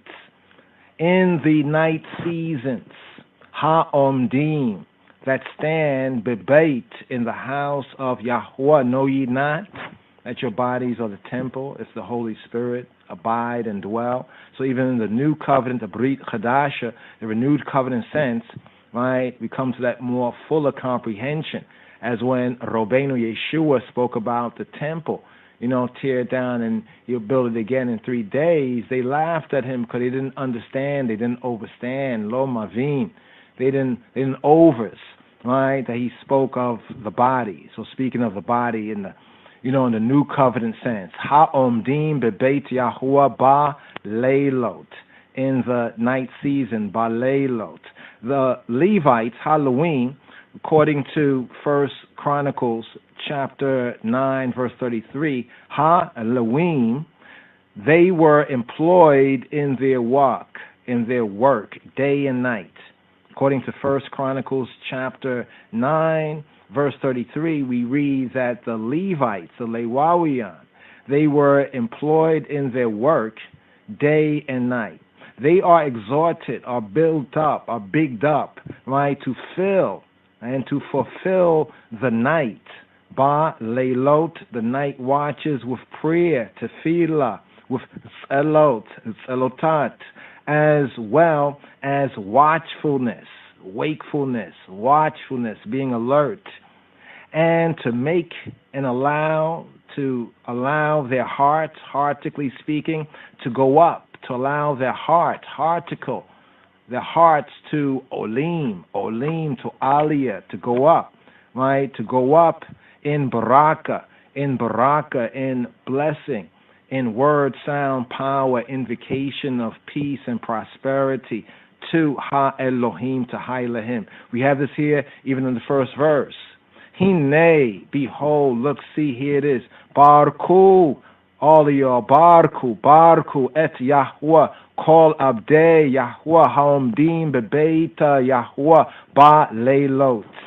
The aggregation, speaking to the aggregation, the voice of praise should echo and resound, right, through the silent night, ba leilot, and float over the sleeping city, right? The congregation, the aggregation right now is about to leave, right? Here, Mizmor Of Lamed Dalet, right? Here as the shir, a song.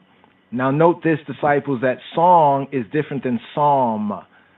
Song is different than psalm. We have shir, singing, a song, ha-ma'alot, of the going up, of the aliyah, speaking of the trod, right, to Jerusalem, the pilgrim feast and festival. And the congregation is about to leave during the time of the Shalosh Regalim, the 3 times in the year, the pilgrim festivals, and to go forward, to go home, to leave the crowded courts, the courts of Yahweh, at the close of a day of worship, and now gives this is a parting salutation. Within churchical senses, it's like the Hebraic dismisser, so to speak, right? As you dismiss ones, the salutation, right? Now giving that parting shalom, that salutation, and also the charge. There's a charge, a commission here to those who remain. So some will trod forward, and some will stay in the Isla gates, in the Heikal, in the temple courts, and in the temple. Second verse here, that was the Aleph verse. The first verse, the Aleph, so the Abu Gi. Here the Aleph, Beit, the Gimel. First verse again, Shir HaMa'elot. Hine Barku et Yahweh, Kol Abdei Yahweh, Ha'omdim Bebeit Yahweh Ba'leilot. Here's the Beit verse, right? The second verse. Lift up your hands, put your hands up to the sanctuary, and bless y'all, he who be Yahweh, bless y'all Jehovah. Su'u Yidekem Kodesh. Su'u here is also a command word, Su'u, saying Su'u, right, to one person like Sa, right? Su'u is like to all of y'all, speaking to all of y'all, it's like to lift up, right? Su'u Yidekem, Su'u Yidekem, lift up your yad, your hand, Yidekem, your hand, kem, Yidekem, Su'u Yidekem, Kodesh from the Kadash, to set apart, right? Often the word like to hallow, to make holy in that sense. The operative word is to set apart, right? To the set apart, to the Kodesh. The Kodesh is like the holy place in the direction of the sanctuary, the Kodesh, right? The Holy of Holies, where the Ark, the Aron HaBrit. Lift up your hands in tefillah, in prayer.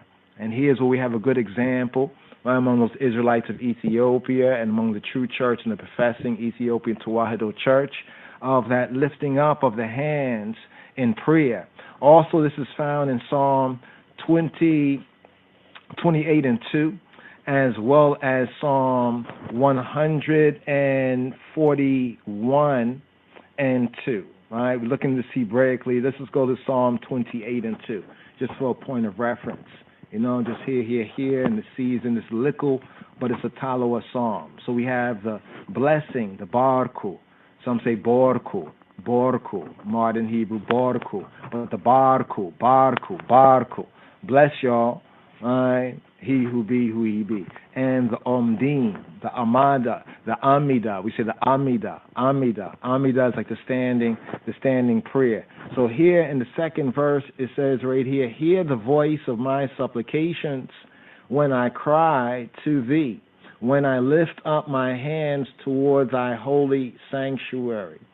The tabernacle and the temple sense, this is speaking of the place, direction where the Holy of Holies, where the Ark of the Covenant, symbolic of even that messianic throne, the throne, right?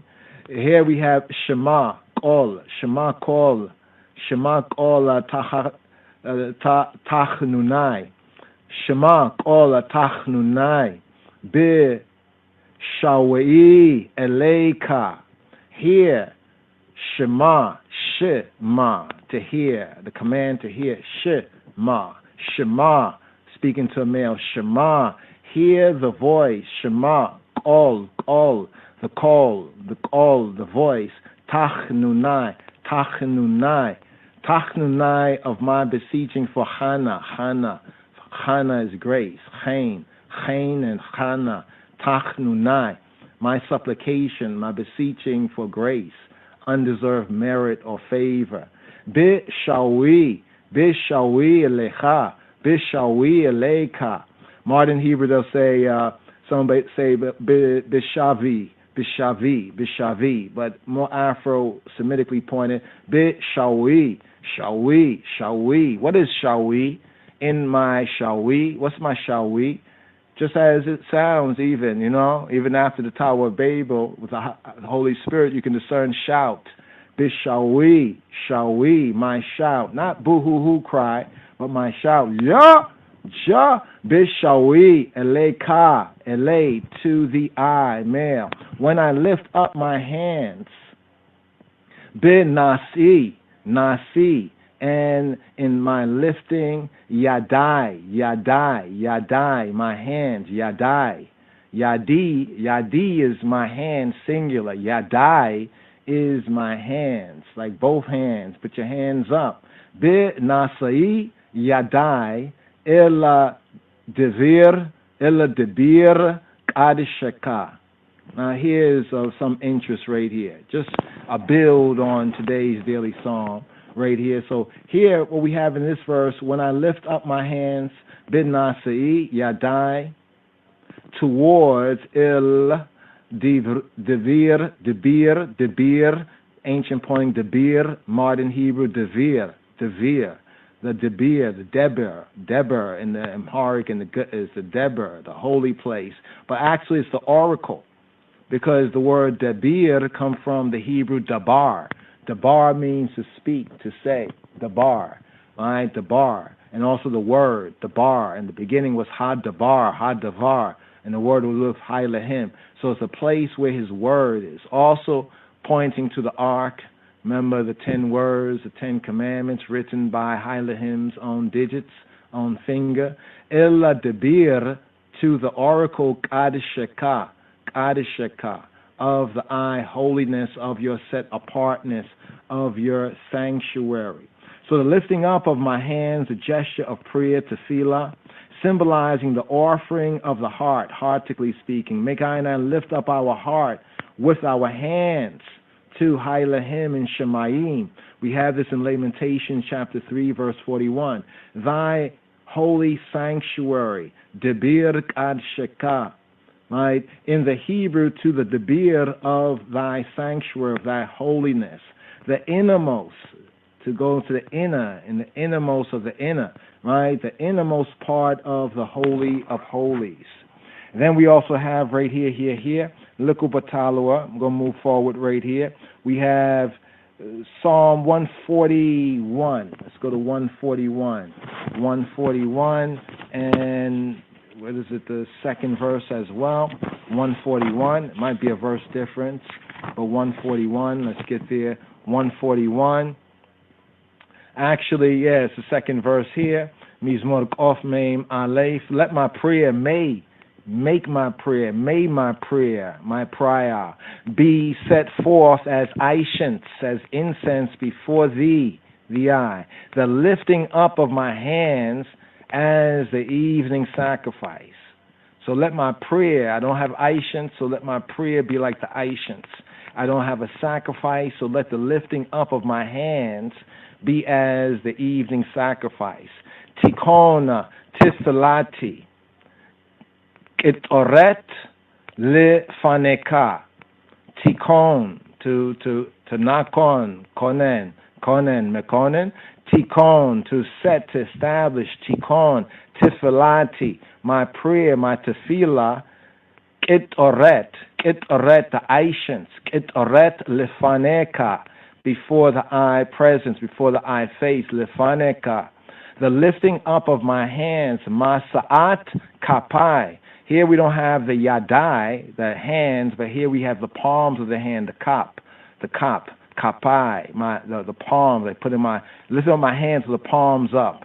Masa'ata kapai minchat areb, minchat, the mincha, the evening offering, the afternoon evening sacrifice, the minchat areb, of the areb. So here we also have this brought out right here as well, with the aishance, the sacrifice, and the prayer for aishance, and the lifting up of the hands for sacrifice. So we can see that new covenant even in the old covenant sense. So here, once again, Psalm 134, this Likubatalua Psalm, how it lays out the basic structure of worship, some basic principles.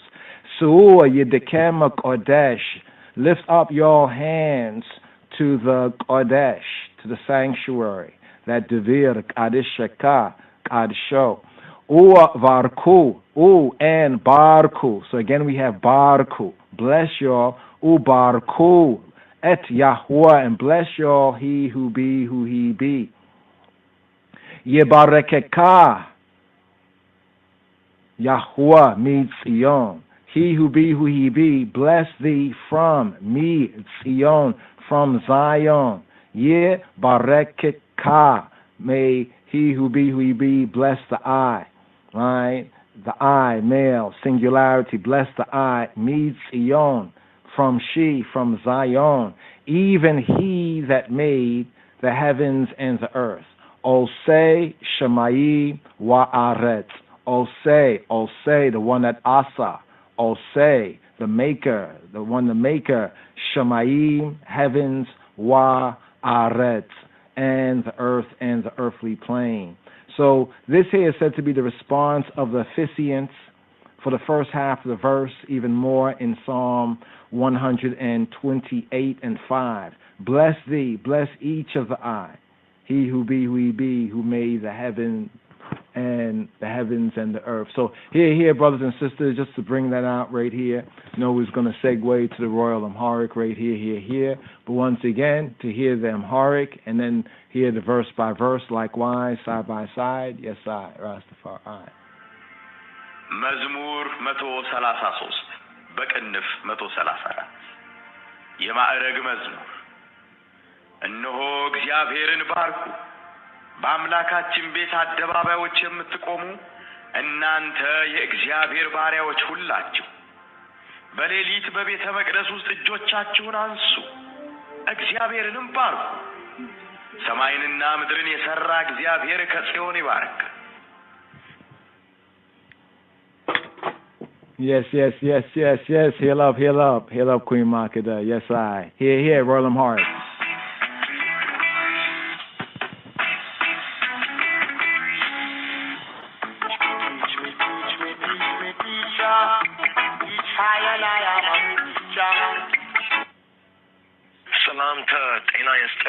Today's daily psalm is Mur Meto Salasa Arat, Psalm 134, known as Yesarka Mezmur. Yesark Mezmur. It's interesting, Yesark of like the evening, speaking of the evening and of the evening and of the evening and of the evening and of the evening. Yes. What's particularly interesting here about seal up, but it's even in the Amharic is Barku. Bless all of y'all in the Amharic Barku, in the Ethiopic language, to show the Afro-Shemitic root words, root ideas. You can screen Bariku. Bless y'all, prosper y'all. Yes, I. Rastafari. Here on the outro. Yes, I.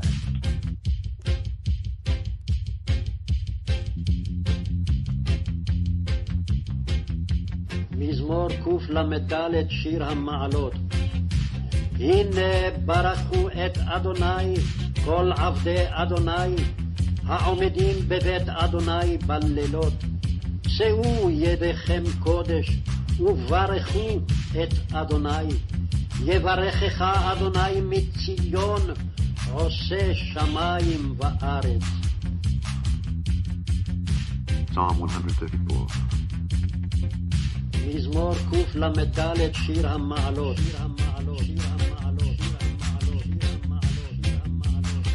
Behold,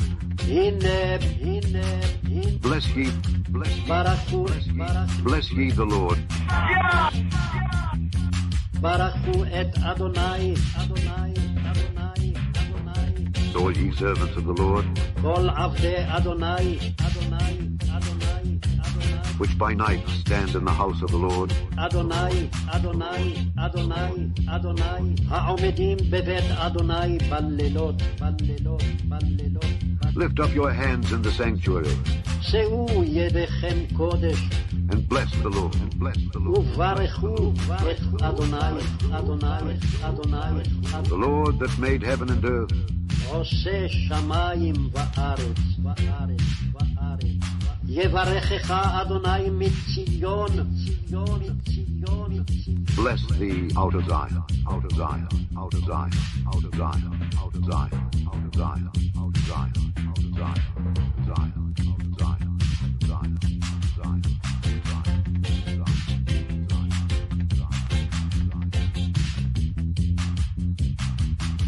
Psalm 134.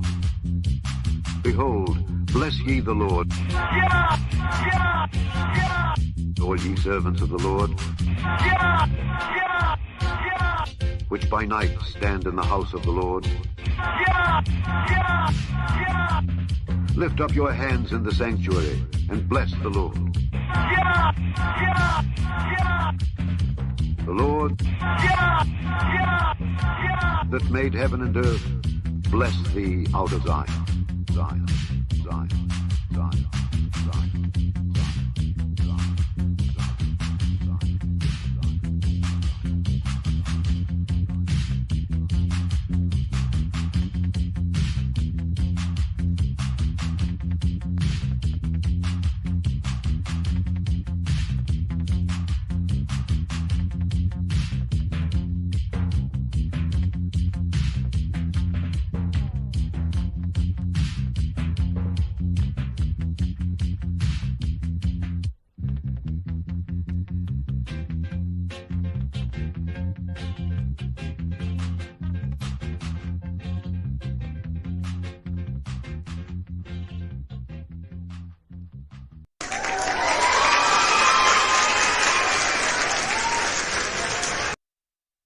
שמע ישראל, אדוני אלוהינו, אדוני אחד.